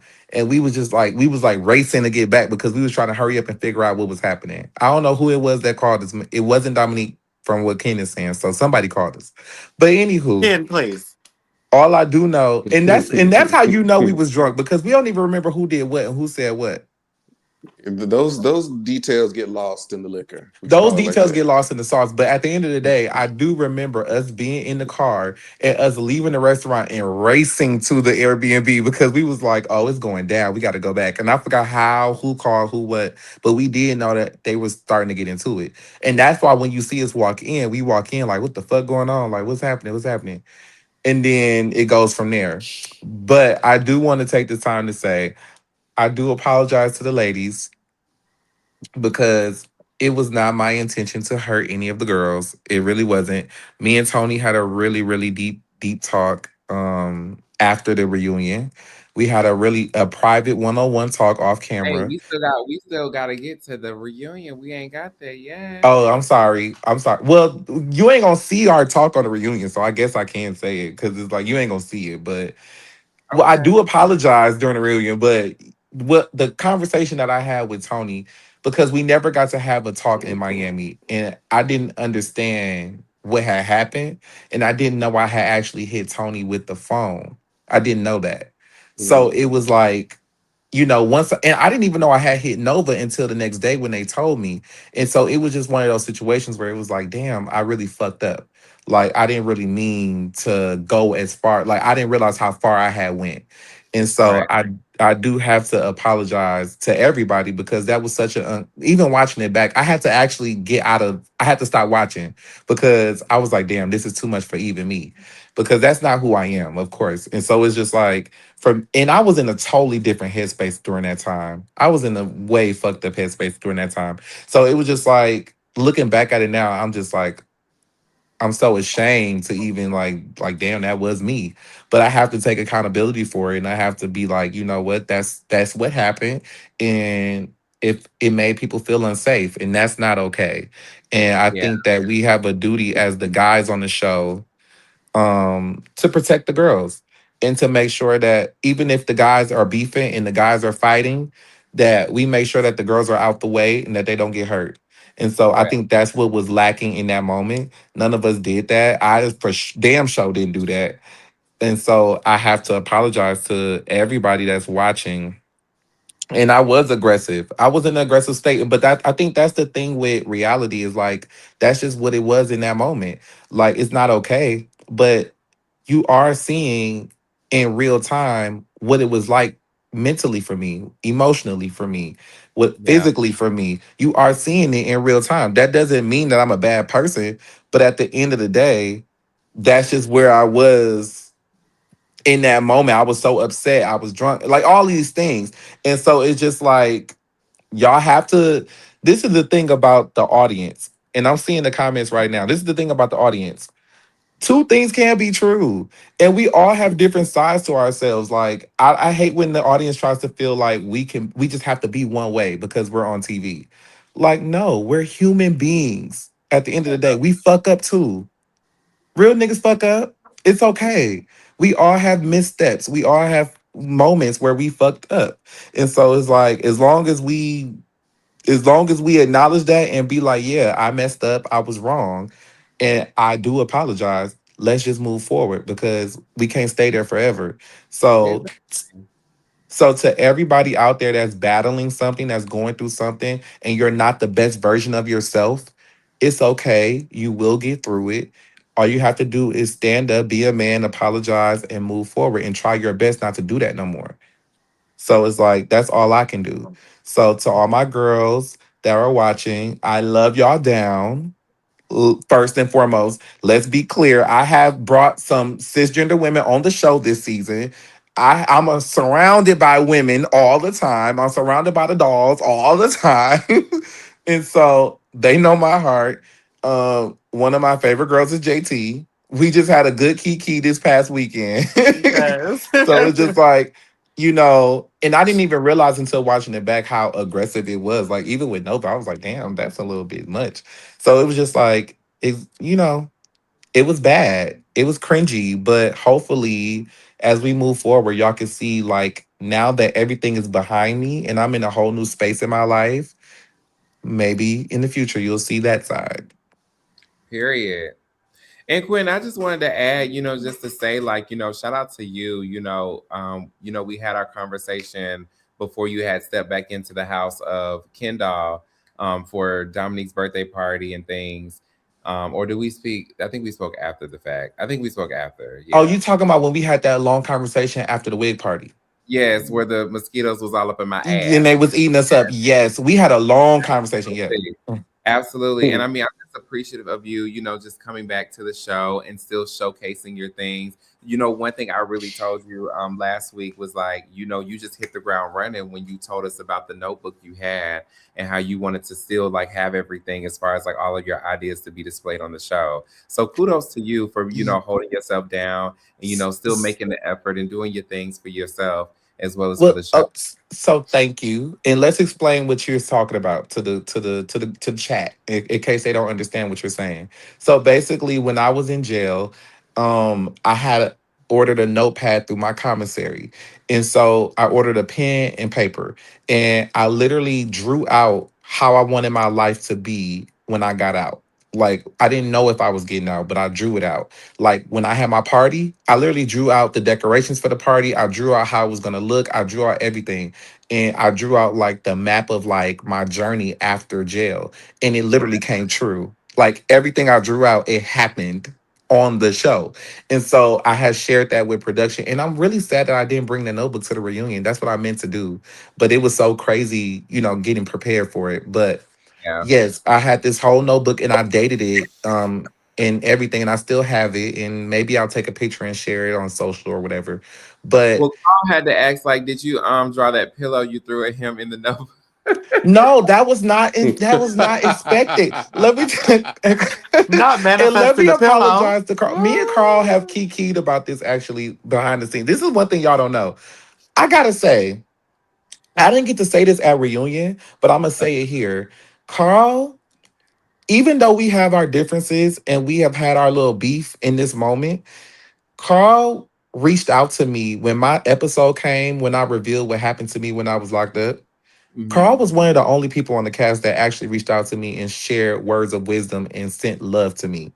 And Wow. so after that, and then when his episode came out, when he revealed the losses that he endured in his life, I text him and I sent my love to him and told him how great he is. And so we have this weird dysfunctional relationship between us where we see each other. We might not always understand each other, but we see each other. And that's my brother, and period. And it's just like brothers fight. And that's one thing I need y'all to understand too, is that this cast is a big dysfunctional family and brothers and sisters, they fight. And so at the end of the day, like I said earlier to the cast, I actually put us all in a group chat for the first time in months today.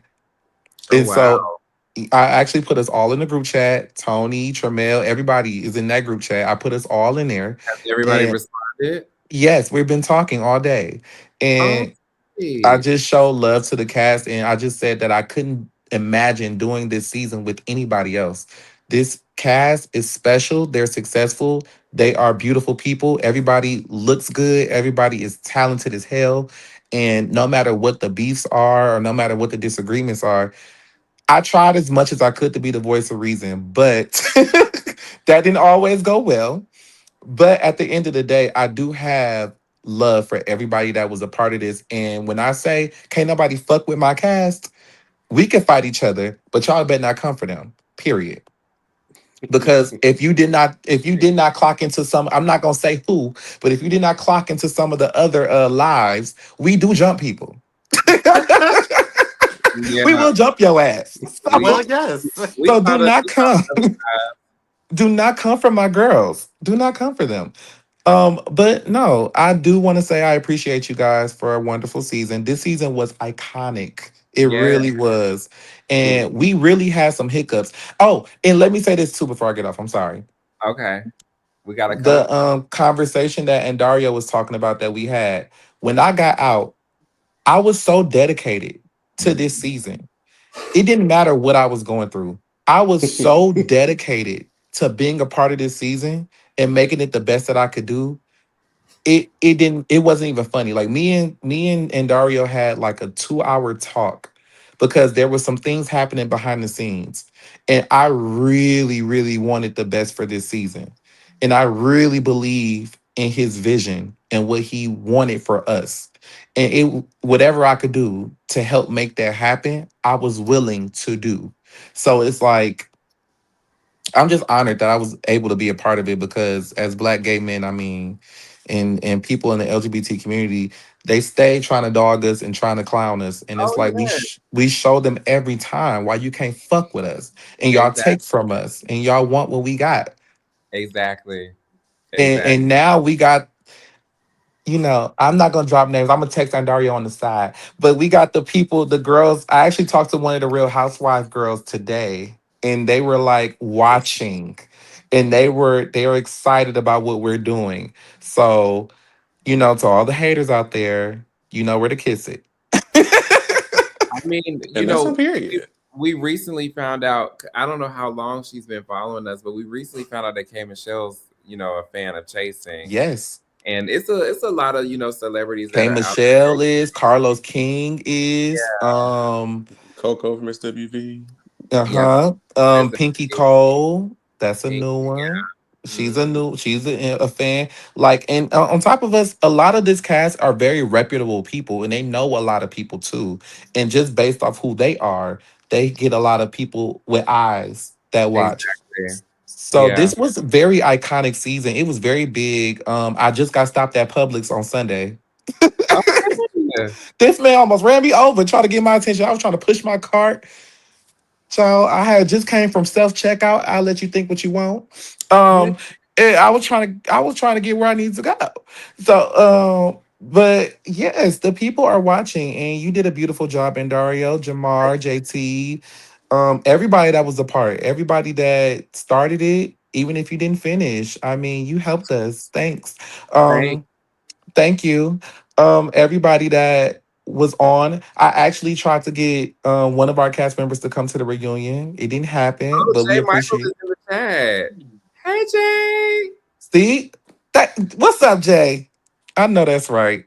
Um, yeah, we love you so much, Andario, and we love all of y'all. JT, we actually Jamar actually helped me with something a few weeks ago, and I was able to reach out to him and he came through for me. Like we are really a big family in chasing. And so it's like I'm just so grateful to be a part of this franchise now and forever be in the conversation. So hopefully we gave y'all some iconic moments and baby this reunion, child. You're right. All roads lead to the reunion. Oh, Rosalie to reunion. Can you please send me my pictures? I would love to post. Thank you. Okay. Have a great Q, night. please. Thank you so much. Look, have a great night. Thank We love you. you, Q. Q, please. I love y'all so much. Have a good night and hopefully I'll see y'all soon. All Yeah. right. All right, see you soon, babe. Bye Bye bye. bye. Listen, y'all know Malcolm X can talk, baby. Yes. Hi, Sam- What's Sammy. going on? Samantha, please. Jamar, please. Please.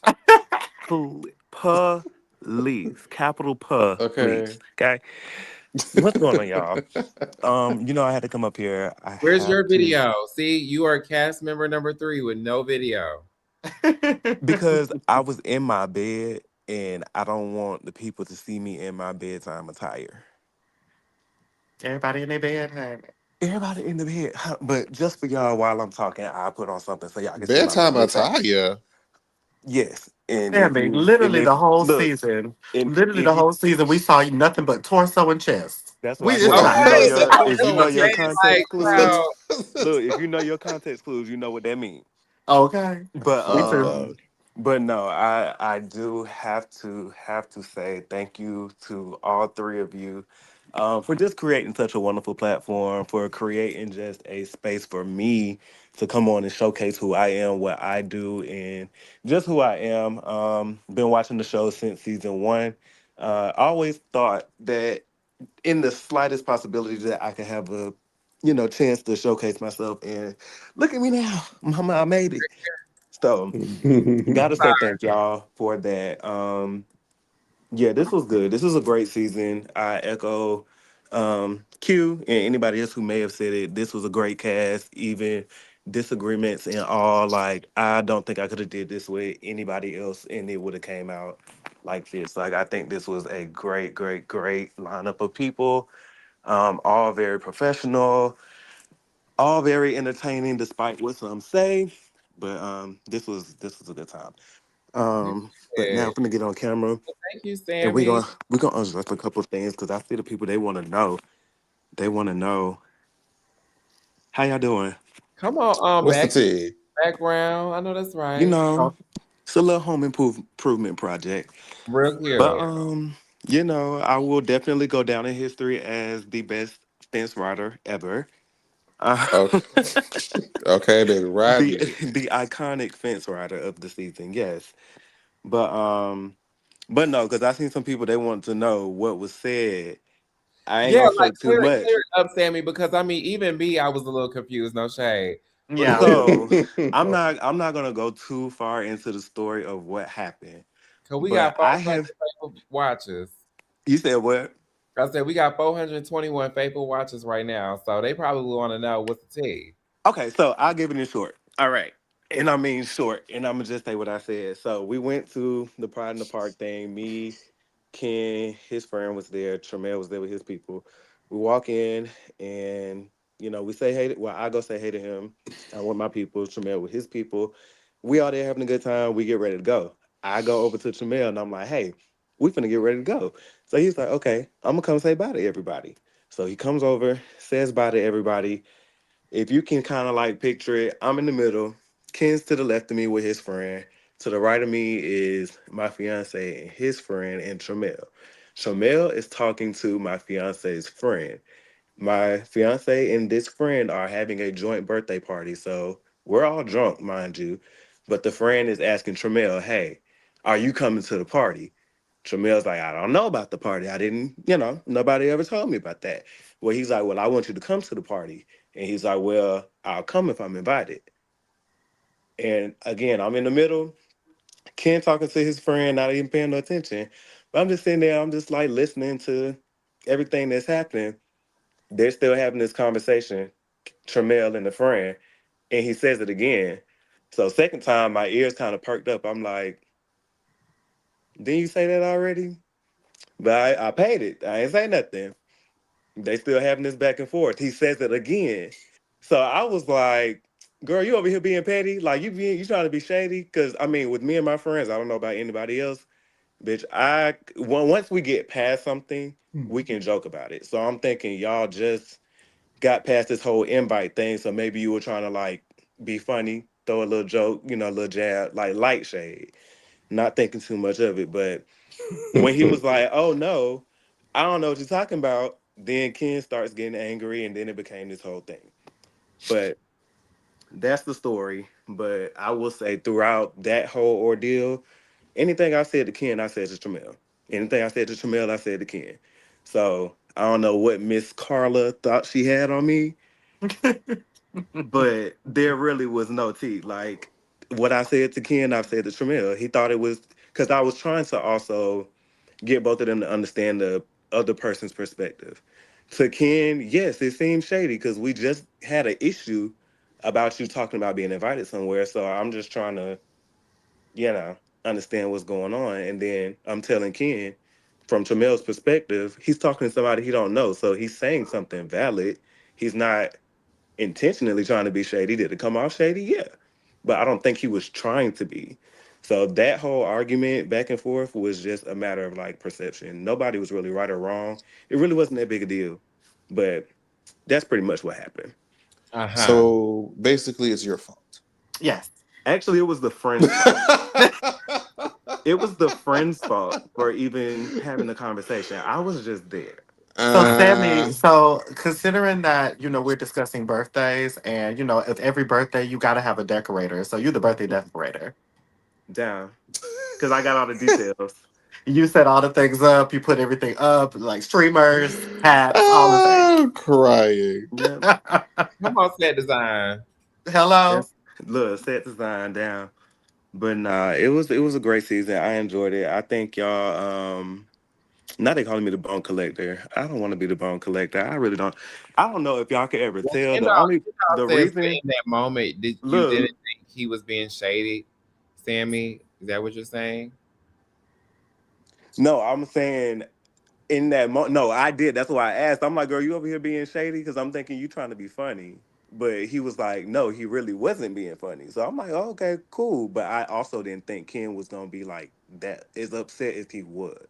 Right. Tramel said he was trying to be shady towards you, not To Ken. you, yeah. Well, what he was being shady for me for? I didn't disinvite him or not invite him somewhere. I didn't care. So he said he was being shady because he was getting invited to, I guess, a party that was at your house, but you weren't inviting him. Yeah.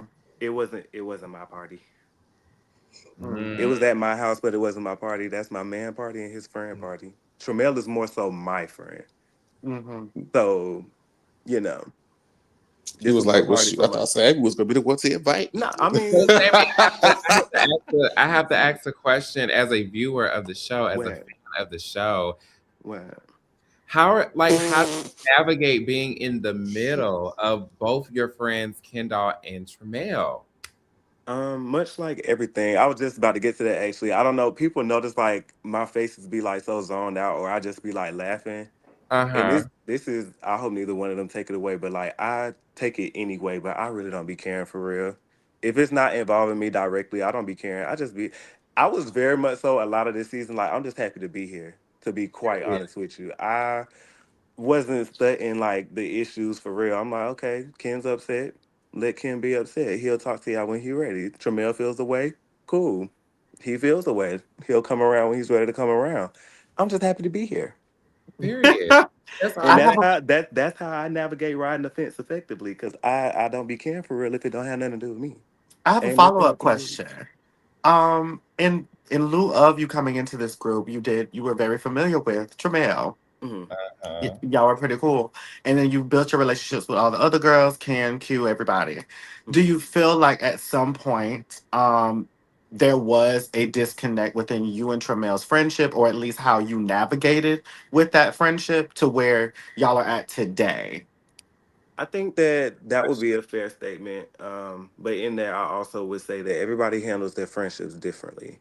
Me and Tramel, we talk, I would say often, but I would be willing to die on the hill to say that me, Carl, I mean, not me, Carl, me, KenDoll, and Q at least, sometimes Noel, sometimes Neek, talk way more often. Like Ken, Neek, and Q will call me almost every day. I probably go every other day and hear from one of them, if not two of them, out of the three. With Tramel, we would talk every once in a while. Mm-hmm. So I mean, the dynamics are vastly different. But again, my friendship with Tramel is my friendship with Tramel, just like my friendship with Ken and Neek and Q is all different. I don't judge and govern my friendships the same. So Yeah. me and Tramel are where we are. We grow that as fast or as slow as we need to. With me and Ken, same thing. We just talk more often. So, I mean, it just is what it is. Period. Period. Well, there we have it then. But There we no, have it. I appreciate y'all for letting me blaze the stage, give y'all some heat, drop some Absolutely. And bars. Sammy, I just want to give you your thanks as well. And like I honestly think you are the Southern superstar. I can't wait to hear more music coming out of you. I enjoyed filming both performances and putting them onto the show. I thought they were great. You definitely did a Beyonce Coachella set. If we really gonna be real about something, you definitely do. And also, promote your songs before I know. Like, Oh cause yeah. I was checking them out like after I had filmed or edited the second performance and I had saw or heard the other song. I was like, is this a new Sammy or like what? Yeah. So definitely Yeah. promote that out too. But No, shout for out sure. to Sammy, and I just looking forward to more in your life and everything because we already had our conversation. So We did. you, Sammy. We did. So I'm hoping that in the future y'all get much more. I feel like I did a lot this season, but And did I feel like the there's good and so the much. messy. There's so much Yes. more. There's so much more. I'm gonna give y'all a little mess because I mean, let's be real, y'all not gonna watch if it's boring. So Tell us what it is. that's why I'm like, you know what? I'm okay with being a fence rider. What I'm not is a liar. What I'm Okay. not is fake. There's a difference between fake and being a fence rider. A fence rider, I am. Fake, I am not. So, Like it. Sammy bullies me, y'all. I just want to put that out there. only a little Oh, bit. really? Oh. Only on days. Look, only on days that end with day. That's you see? And on that note, Sammy, thank you so much. Love you, Sammy. Amazing Love star. y'all. Love you. I love Samantha Valentine. Do you hear me? Okay. Let's St. James. St. James. Listen, that is a true Sagittarius. And if you know a Sagittarius, because my mama is a Sagittarius, look, this is how he is, and this is just what it's gonna be. Keep it at that. All right, moving on. We have K-Star. Carl, what's the Carl, please. Hello and welcome to the after show. Welcome to the after show. Y'all had all these goddamn chatty Cathys on here. What is happening? Bitch, Tramel's coming. I knocked on the wall, bitch. Bitch, hold on. Hold the fuck up. God, look at here, goddammit. Sammy, bitch. That's Sammy, girl. Tell you something, Sammy. She's one of a kind. For real, Sammy. Though I was really throwing shade at you that whole time. That whole time that I was talking to your friend.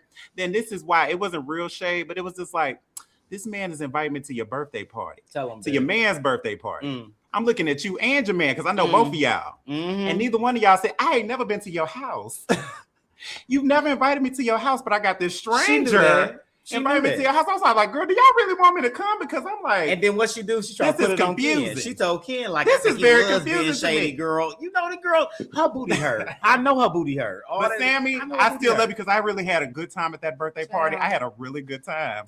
It was a really, thank you for inviting me. Jamar, you was there. Well, I was in Miami. I was, yes. Jamar was there. We had fun. We had a good time. Everybody was asleep on the couch. It was a good time. Yeah. Was that the? Never mind. I'll ask you later. Huh? What happened? Was that the party with the? Where'd Tramel go? Right there. Was that the party with the? Yes. Yeah. Was that the? Okay. Yes, we had a great time. We had an awesome time. Thank you, Sammy, for inviting me. That time. To your friend. Mm-hmm. Toni says she's leaving the show. Toni, please. It was a great time. I had a wonderful time. I loved your guys' after show. It was so entertaining. Oh my god. Oh my god. Period. Girl, but them hoes was bullying me this season. I didn't even do nothing. Okay. Carl, you were definitely the birthday bullied. I was. He was the birthday candles. I mean, y'all, I would explain it, but y'all watched it. You'll fire out every chance you got. Exactly. Carl was the firecracker. I came in that place with love and light, and those hoes didn't receive it, so now I gotta turn the wigs around, okay? Well, Carl, y'all knew I was crazy at Sammy's performance in that parking lot, okay? And y'all decided to try me at this place. What y'all thought was gonna happen? Well, Carl, let me ask you this. So, how did it feel, getting the group together, for that moment, right? And all eyes was on you, trying to figure out, this is what was said. Y'all wasn't talking to me all day. Now y'all here, and I really want to get to the bottom of this. So, how did you feel in that moment? Okay, let me tell y'all what really happened. Picture it, Sicily, 2025. What really happened? The only person on buzzer I wanted to ring was Sammy's, and I told Sammy that. I thought it was Sammy and KenDoll. Now listen. Sammy's the only buzzer I wanted to ring. I wanted to talk about everything because we're in Miami. We noticed the last scene. We need to talk about everything. So when I said it, that's what I was saying. And yes, there were rocks that were being thrown. I told that to Nova, but I never told Nova's name. Nova assumed it was them because it's the elite side, so she wasn't wrong. But she assumed I was like, coming out for everybody because everybody's been running this narrative that Carl's unhinged and he finna act a fool everywhere, which is true 50% of the time, but I need a reason to. If you don't give me a reason to act a fool, I will not act a fool. And I didn't have a reason. I just wanted to talk. We in Miami. We got our feet in the motherfucking pool. Bitch, we drinking tequila. I'm thinking we just going to drink and, bitch, have a good time. And we can talk about our differences and everybody can have a good time. But they thought I came in that brunch and they was looking at me like, And I said, well, bitch, what the fuck is going on with y'all? I was gonna leave it alone, but they haven't gave me smoke that entire day. And I said, you know what? Fuck this. We were at the expensive restaurant where the motherfucking napkins were $100. And I said, you know what? I'm gonna be nice to these bitches because we paid a lot of money to be here. Yeah. And I'm talking to these hoes that all them bitches said, I said, hey, bitch, I said, oh, okay. I'm gonna try one more time because they say I'm a baseball friend 3 times. I tried it one more time. That bitch said, I said, all right, you know what? Carl, see, I had to remember that we was on the show because, Carl wanted to say, knock all this shit off the table, bitch. Knock all of this shit over. But then the other side said, bitch, we on the show. Damage waivers were signed.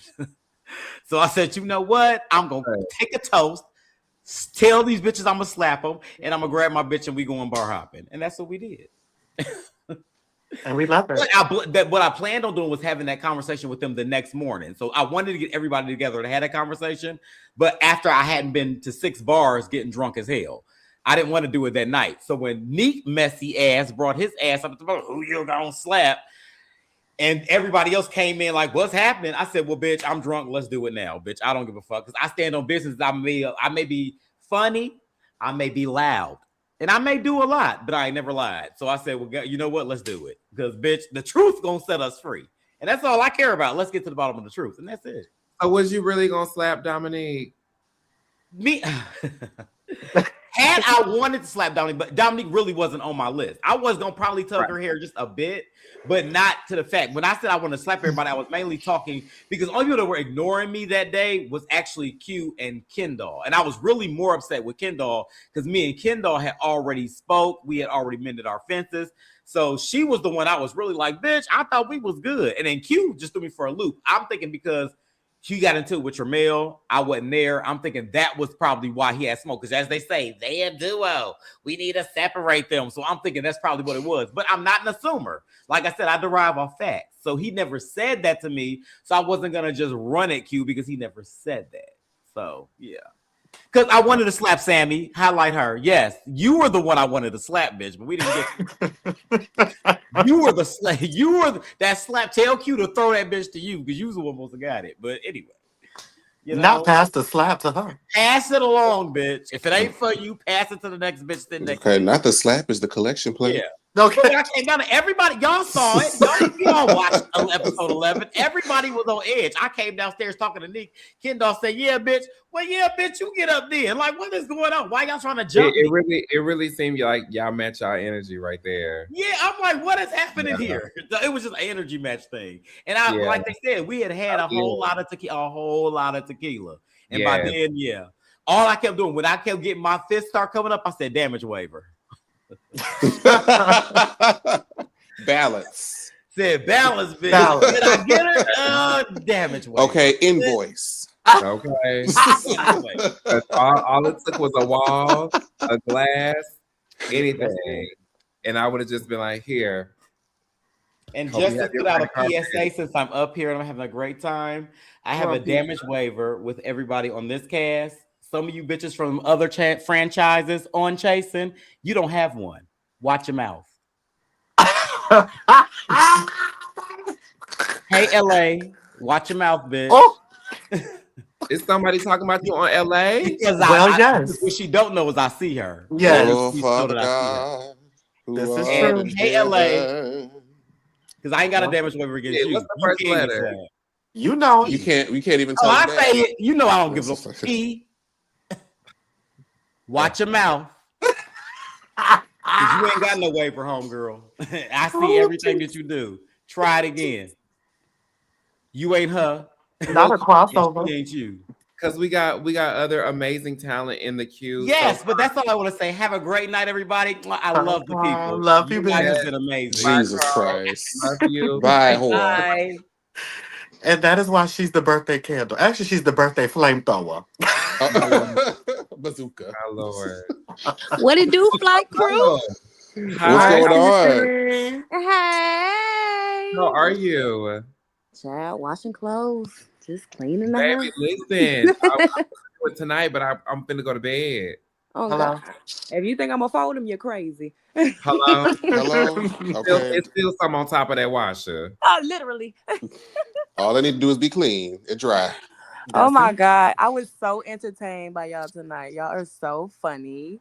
It's Jamar talking about I must be old because I just found out about birthday. What is birthday? I just figured this out like under a week ago. Literally, it's because Honcho made that song called Birthday and he called the girl the birthday. Yeah. Yes. Now everybody's throwing all these different iterations.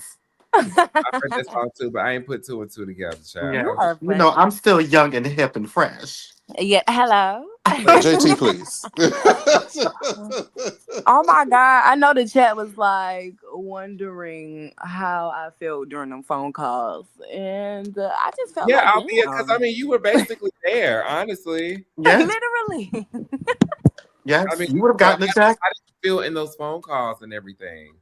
During the phone calls, well, let's just start with, I didn't even know my name was being brought up when I wasn't on the calls. Like before I even started the calls, my name was being brought up in rooms. Secondly, when I was doing the calls, I did not expect it to go the way it did with Q and Ken on that phone. I did not expect it to go like that. It was just a heated night. Baby left.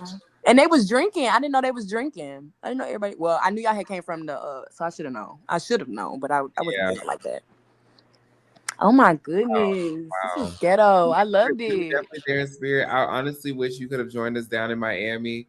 You know, just not because of the whole shenanigans, but just, you know, to have an experience and have fun. You know what I'm saying? Yeah. still some, nice little moments that we were able to capture with the group. I know. I was like, damn, that yacht scene would have been great. I would look good in a bathing suit. What the Okay. hell? Okay. Y'all look like y'all had so much fun. And when I seen Sammy I and think we Q was on that twerking, yacht. I think we was on that yacht for probably like, Jamar, quote me if I'm wrong. I want to say about almost 2 hours. Yeah, or 2 hours. it looked like it went from day to night. I thought y'all was on there long. It did, because we It started. absolutely did. We got started like 6:00, 7. So I mean, yeah. Which it worked out because it was really beautiful to look out into the water at night. I know, it looked so cute. I was like, damn, that was a moment. That was such a moment. When Q was pouring that damn champagne on everybody, though, I would have been like, hold on, nigga. Calm down. Okay. All this water around us, and you want to give me a champagne shower? It's I loved it. I loved every minute of it. Y'all looked so happy until y'all got drunk. It's like, we might need to stay away from liquor. Hello? I mean, you know what? Let me say this, because I've been saying that since the first day of filming. Maybe we need to stay away from the liquor and the nice little greeneries, because I'm telling you, you might forget what you might say.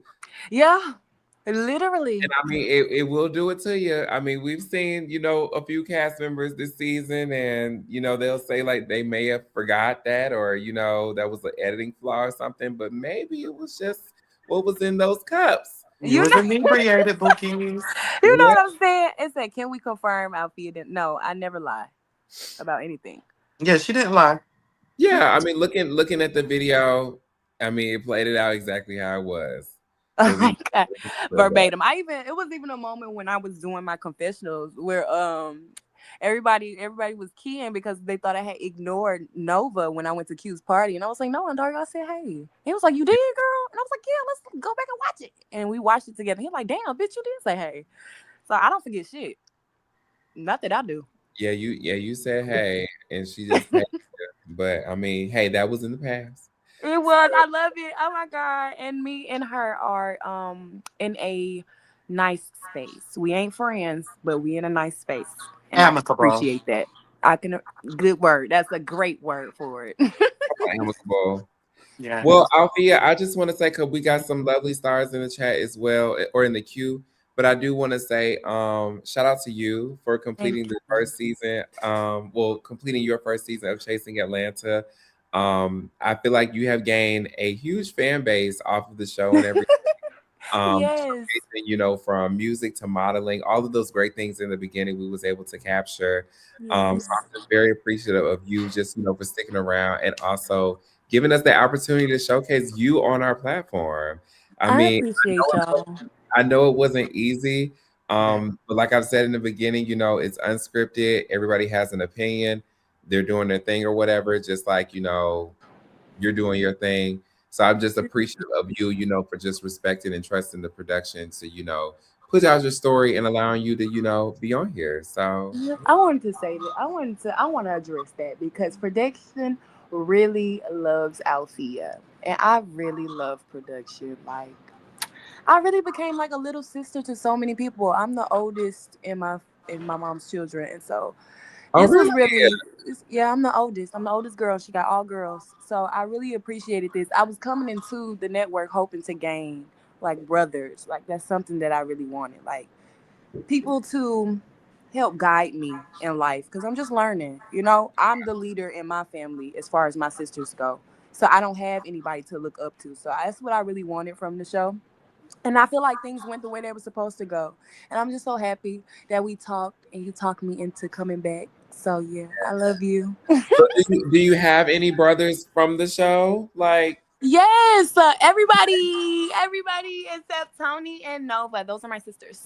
Right. And Christ. Absolutely. Okay. Love them. Amen. Hallelujah. Okay. I've been windmilling all season for Fifi. Roll on, please. Roland love me down, boo. He do not play by Alfeeya. Okay, I'm gonna get off because I know you got Toni up. I can't wait to see what Toni say, boo. I'm gonna get down. It's not gonna be much because we finna give her papers anyway on this live. Oh my goodness! Don't fire my girl. I need her. Have a great night, Alfeeya, and I'll be in touch with you soon. All right, boo. Good night. Bye. screaming. Oh, that's right. Yeah, I'm literally falling asleep. We're almost there. We're trying to get everybody there. Almost there, child. Almost there. I'm literally falling asleep. Nova. Oh wait, hold on, Nova. Okay, wait. My bad, Nova. I was actually trying to click on Toni. So before you speak, I'm gonna come back and get you. Let me work with Toni real quick. Sorry, Nova. Toni, but let me tell you something. You could never. Anyway, so what you were trying to say was earlier.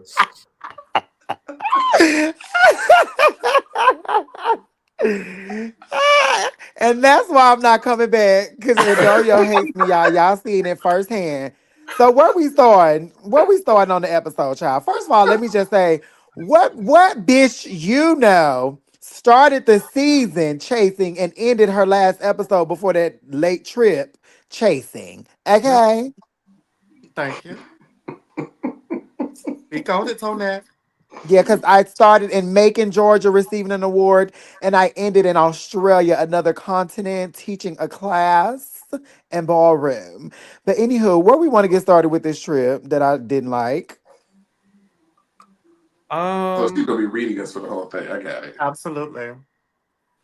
So, yeah. I mean, when we was all sitting down, with Carl and everybody was in the room and we was trying to, or Carl was trying to, figure out where he stood with Sammy and Ken and everybody. Like, what was going through your mind though, just being right there in the moment? Everybody keeps saying you was unbothered, but were you feeling away? Like, what was happening? No, because that ain't had nothing to do with me. I don't even know what was going on with all of that. I was literally just talking to Tramel the other day. I was like, I still don't quite understand what happened, but that's between y'all and for y'all to figure out. So I don't feel a way about none of that.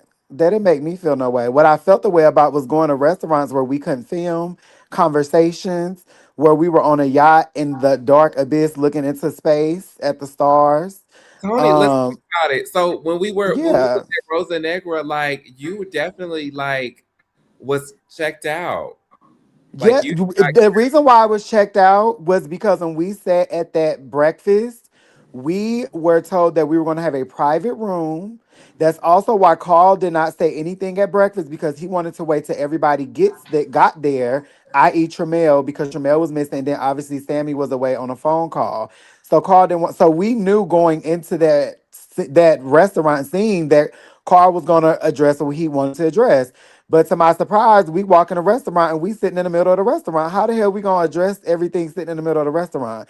So the bigger issue for me was I just didn't want people to forget that y'all, we are filming a show and we gotta clock in and talk about shit about this show. We are not literally on vacation. Like, clock in so we can talk about this show. And it didn't give clock in, it gave for real vacation. And I wasn't here for that. And I damn sure wasn't about to eat no expensive ass food when Sammy's homemade ceviche is better than the restaurant. I think Nova threw up. No. Like, I wasn't eating that food. I wasn't spending my money on, like, baby, let's be clear. I got it to spend, but I've never been a girl that just spends like that just because I got it. Never been, won't ever be. That's why I will stay rich and that savings account will stay looking nice. But I feel like we could have went somewhere different and we could have had those conversations. Because what reality show where the girls are sitting at a table eating and they can't talk about nothing? That don't make sense. Even tonight's episode, we at the palace, can't talk about nothing. We on the yacht, no conversation was had. Those are scenes, just little collage scenes or whatever you call them, where no conversations are being had. And then when we in the house, we have two conversations, awkward ass breakfast, and then where obviously the excitement with the fighting and stuff. But where was the games? Like, where was everything else? And y'all heard me say that on the first when we got to Miami. I said, "Where are the games? Rewind the clip back if you need to."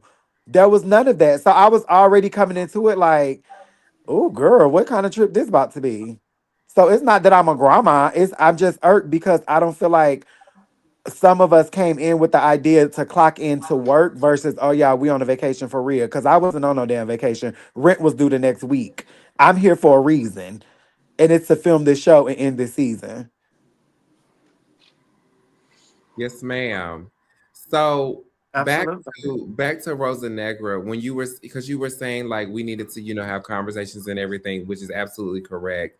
And of course Mhm. it was loud and it was a lot going on. So Mhm. my question to you is, was you expecting it to be like a very heated conversation? Because what if it was just like a regular casual conversation around the table? I'm just playing, Well, devil's. yeah, I don't. The tone of it didn't matter. It was the fact that we just couldn't talk about nothing at all. Okay, The yeah. tone didn't matter. Like I wasn't, because I didn't particularly have anything to talk about for me, but I knew based on what they had been saying about Carl having something to say or bombs to drop, whatever. I'm like, oh, well, child, Carl got something to say. Then I know it ain't about to be a cool, calm, collected conversation. Yeah. So we gonna need to be in a space where we can talk.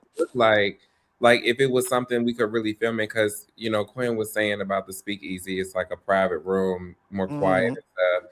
I mean, I wonder if we had that, how would. Well, the speakeasy, they was having a whole damn dance party over there. Yeah, that's what I'm saying. Like, I don't think it was quiet, but Yeah, I don't know. I don't know in terms of where the private room was at or where that was supposed to be. But I mean, either way, it just wasn't a space conducive to like filming a show and yeah, having conversations. It just wasn't I mean, granted, if they wanted that, I think somebody has said, I want to have a rich bitch experience. If I'm not mistaken, somebody has said that. And that's fine. Like, go have your rich bitch experience. I'm not here to have a rich bitch experience. I'm here to film a show. yeah, And we can't really film in that space. And so, of course, Carl showing his ass, quote unquote, but rightfully so, because we knew that he was going to talk about whatever it is he needed to talk about, being that we didn't discuss it at that breakfast. he was having a good time. I mean, like, Yeah. I think for me, filming it, I had a little concern because I didn't want, like managers to come and kick us out and stuff like that. And then, having to figure out how to play that on the show and things if it was if it was going to be played like that. But Mhm. I mean, I think everybody around really wasn't tripping. I mean, Ken said in his green screen, I wasn't on that opposite end of the table, but Jamar, you Mhm. was, if you've seen it, but like how people may have been leaving and moving. Um, I mean, I didn't. I don't remember seeing it myself. I think maybe Ken and Q may have had their ears to the people behind them to where they could hear it. I couldn't really make out much of any of that kind of background noise. It was very loud in there. it was loud, and I thought people was Very just, loud. because you can get up from the table, and then there was like another room there where they was just like people were walking. Like I went through that whole experience with them, and I mean, like it was a party. It was a party. Like everybody was just loud everywhere. So, but hey, I mean, honestly, Tony, I wish you had a better experience on the trip. I know you know the situations, and we've discussed that. Um, but despite that, I wanted to ask you, what was one of your Mhm. favorite scenes on this season? What was one of my favorite scenes on this season? Yeah, Um, of my own or just period? Just period. Outside of your own. Oh, outside of, outside. I mean, we know Australia was probably one of those, and um, Actually, it wasn't Smart Mouth.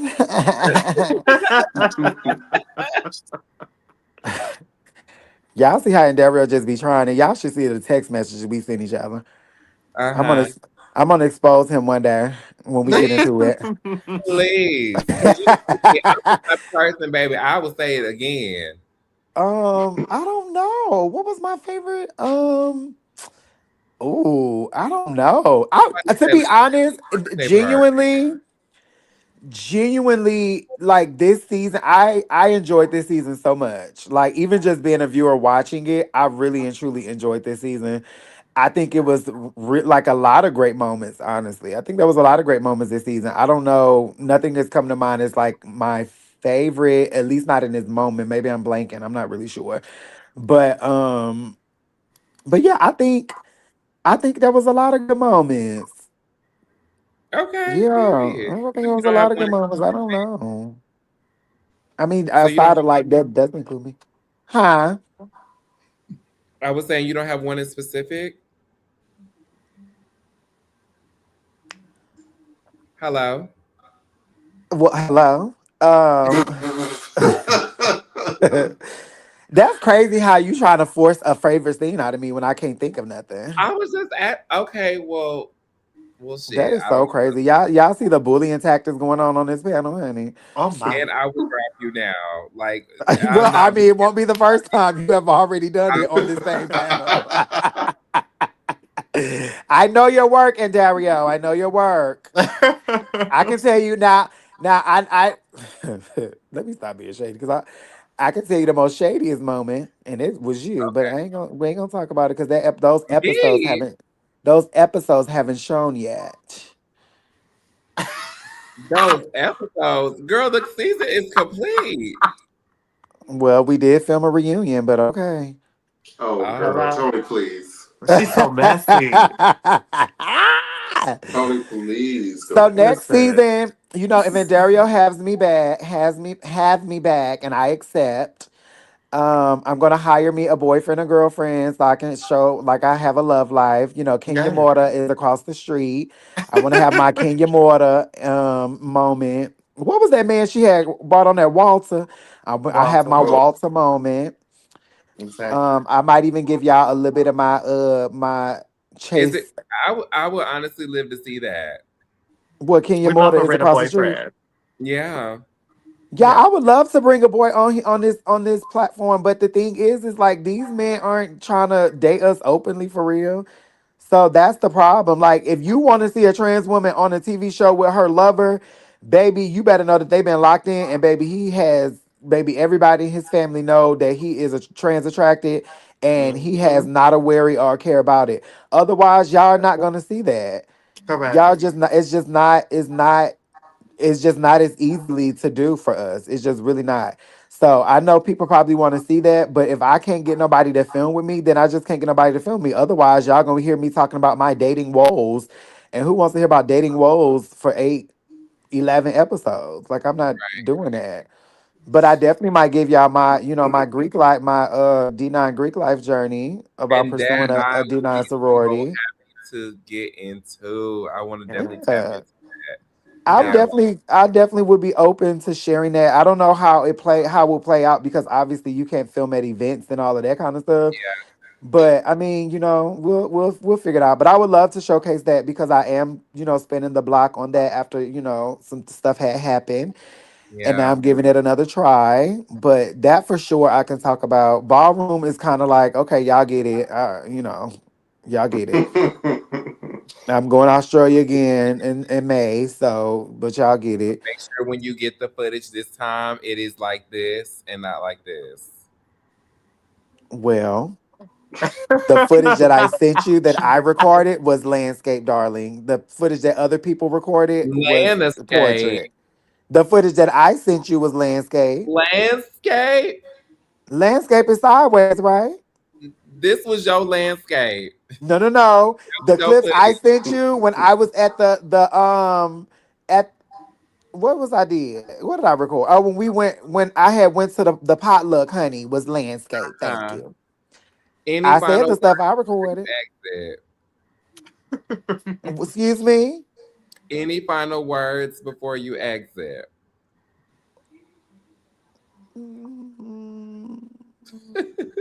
Hashtag Mother Grace. Hashtag give me a second.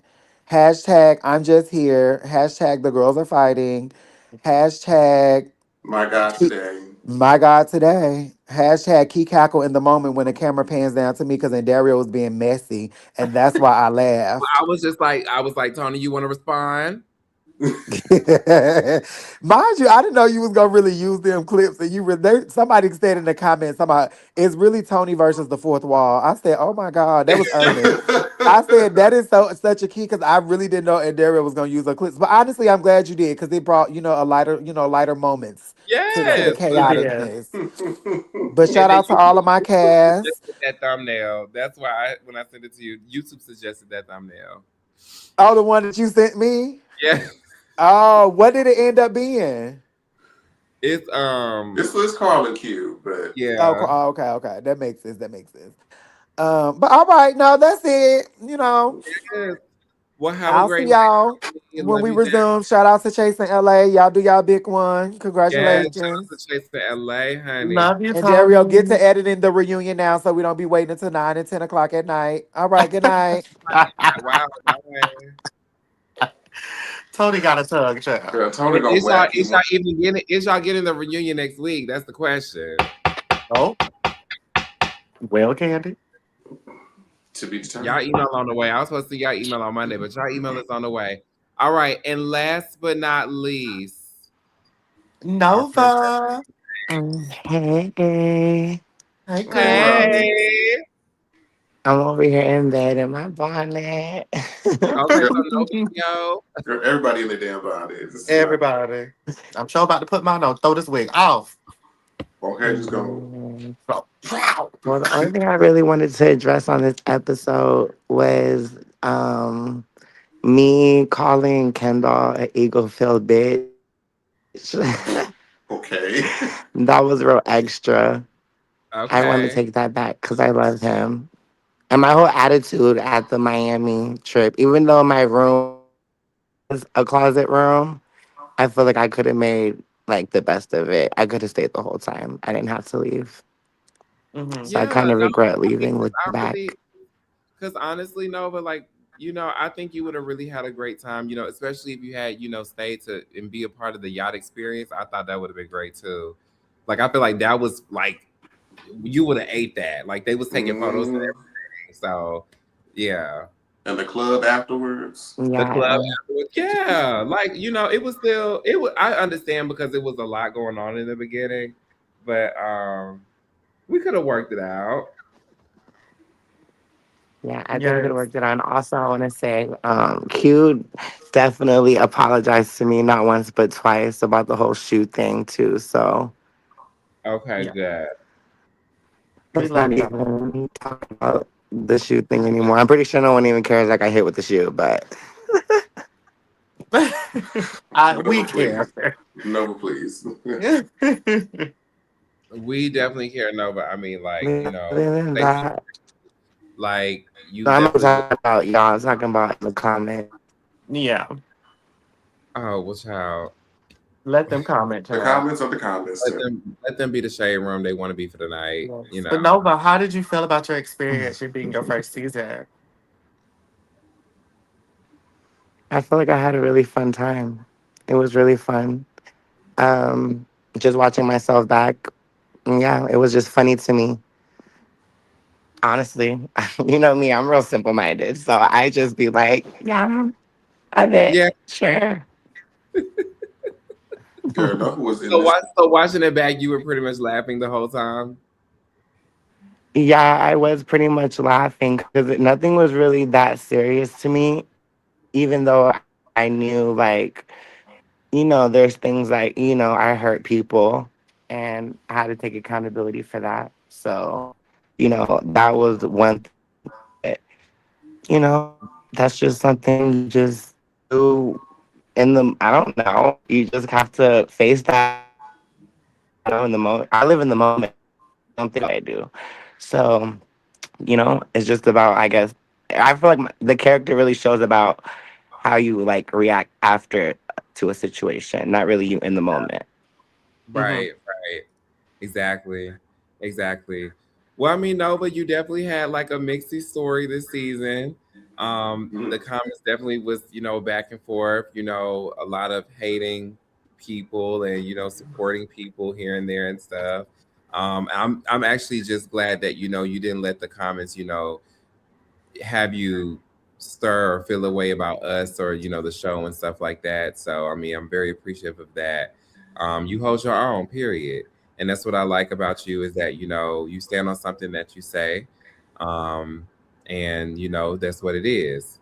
So And you ain't complained.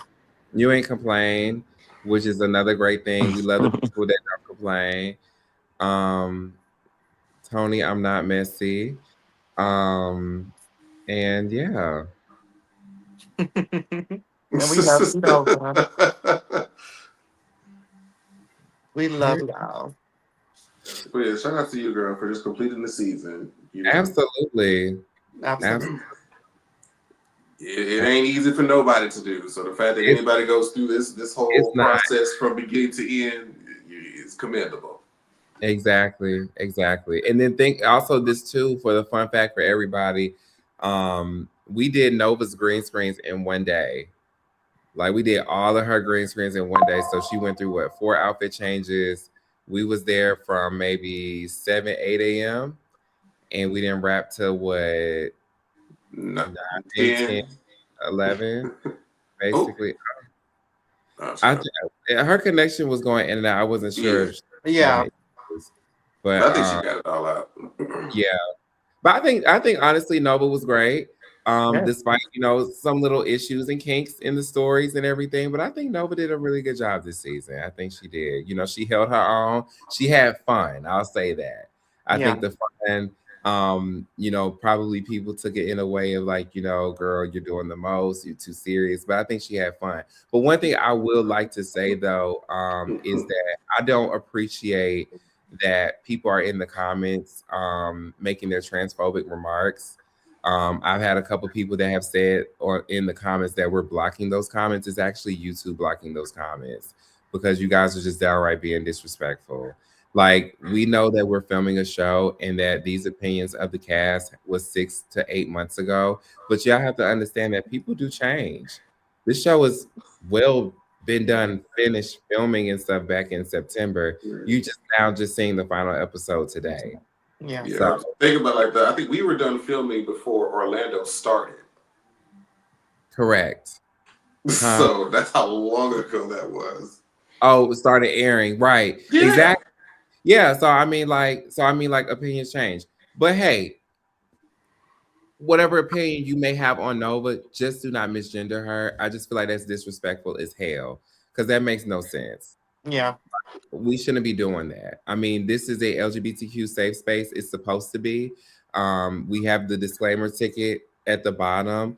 Like, it's no need for the homophobic, transphobic comments. I mean, everybody can have opinion. Everybody can challenge the argument, but don't dog a person out.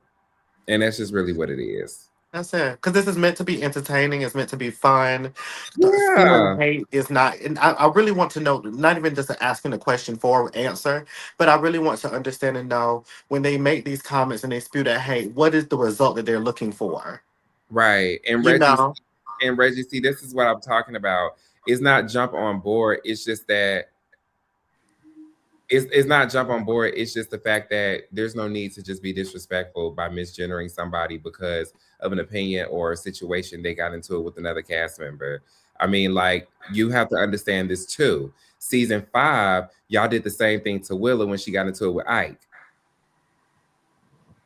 Mm-hmm. But then episodes later, oh my God, I'm such a huge fan. I love Willa to death. But y'all was just at the reunion too. Right. So that's what I'm just saying. It's just that everybody has an opinion. You can challenge that opinion of what Nova has said. Just do not be misgendering her in the comments. We're not blocking it in the comments. That is YouTube doing that thing. So that's all I'm saying. I mean, we've been through the people. People was clowning Kendra. She was the first trans woman to be on Chasing Reality. And y'all just went ballistic on that lady. And then all of a sudden it became, oh, I love her down. But those comments are still there. So, yes. Simple as that, child. Yes. Candy. Yes, ma'am. Well, y'all, we hit the 2.5 hour mark. Our lovely talent, only a few came up. It looks like, the queue is dead here. And then on top of that, we have went through all of the videos and everything. I just want to give a shout out again to everybody that has came up on this panel tonight. I want to give a shout out to everybody in the comments as well, giving your opinions and rocking it out with us. I think this season was a great season, despite all of the trouble, issues, drama, all the insider issues that we've had, even those that want to expose something that is just full of lies, honey. But, yeah. But I think it was a great season. Season 7 would definitely go down in the history of one of my favorite seasons to produce and film. I think, honestly, I would have to say that this is now my #1 season versus Yeah, and then now it's season 7, season 5, and then everybody else just falls in line. I want to personally say thank you so much for bringing me into the production, allowing me to just, not only showcase what I know, but also allowing me to learn. I've learned a lot with both you and Jamar. Y'all have been a huge help in me building my platform. And I'm just excited to continue to build. If you have me for season 8, I'm in there like swimwear. Okay. Girl. Yeah. So I just thought it was so fun, and I appreciate you wholeheartedly. I appreciate you more, JT. I love you down. And shout out to Stylish. Shout out to the scene, ATL. Like I said, I watched every episode. I was just gagging and gagging and gagging. I'm still Team Scotty though. I can't wait for your reunion. I can't wait for your reunion. I know it's gonna be a key, and I'm definitely gonna be tuned in with my Taco Bell, Chipotle, or whatever I'm eating it right in front of the TV watching y'all. Shout out. And I can't wait to see more future productions of the show, new seasons. I think y'all have a spinoff coming up soon in a different city. So shout out to you as well. Shout out to K-Star on that as well.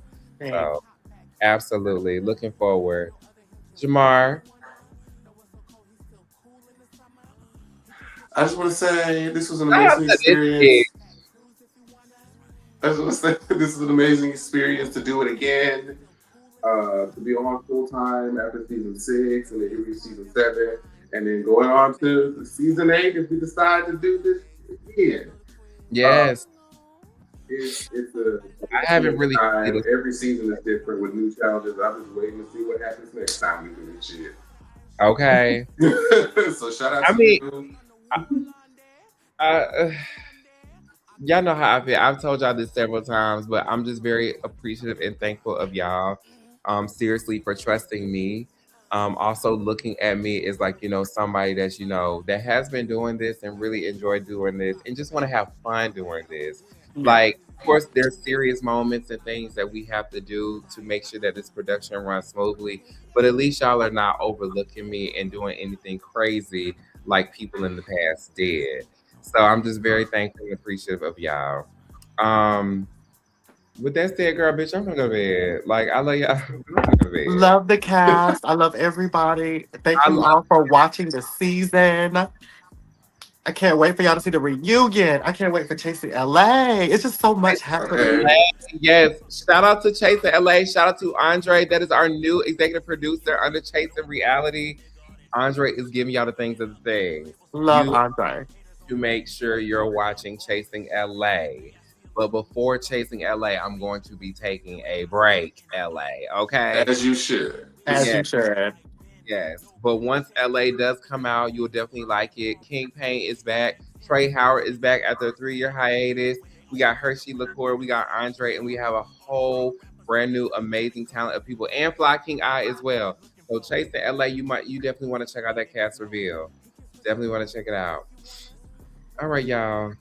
The NyQuil is taking over for real. And I need to go ahead. You made it this far.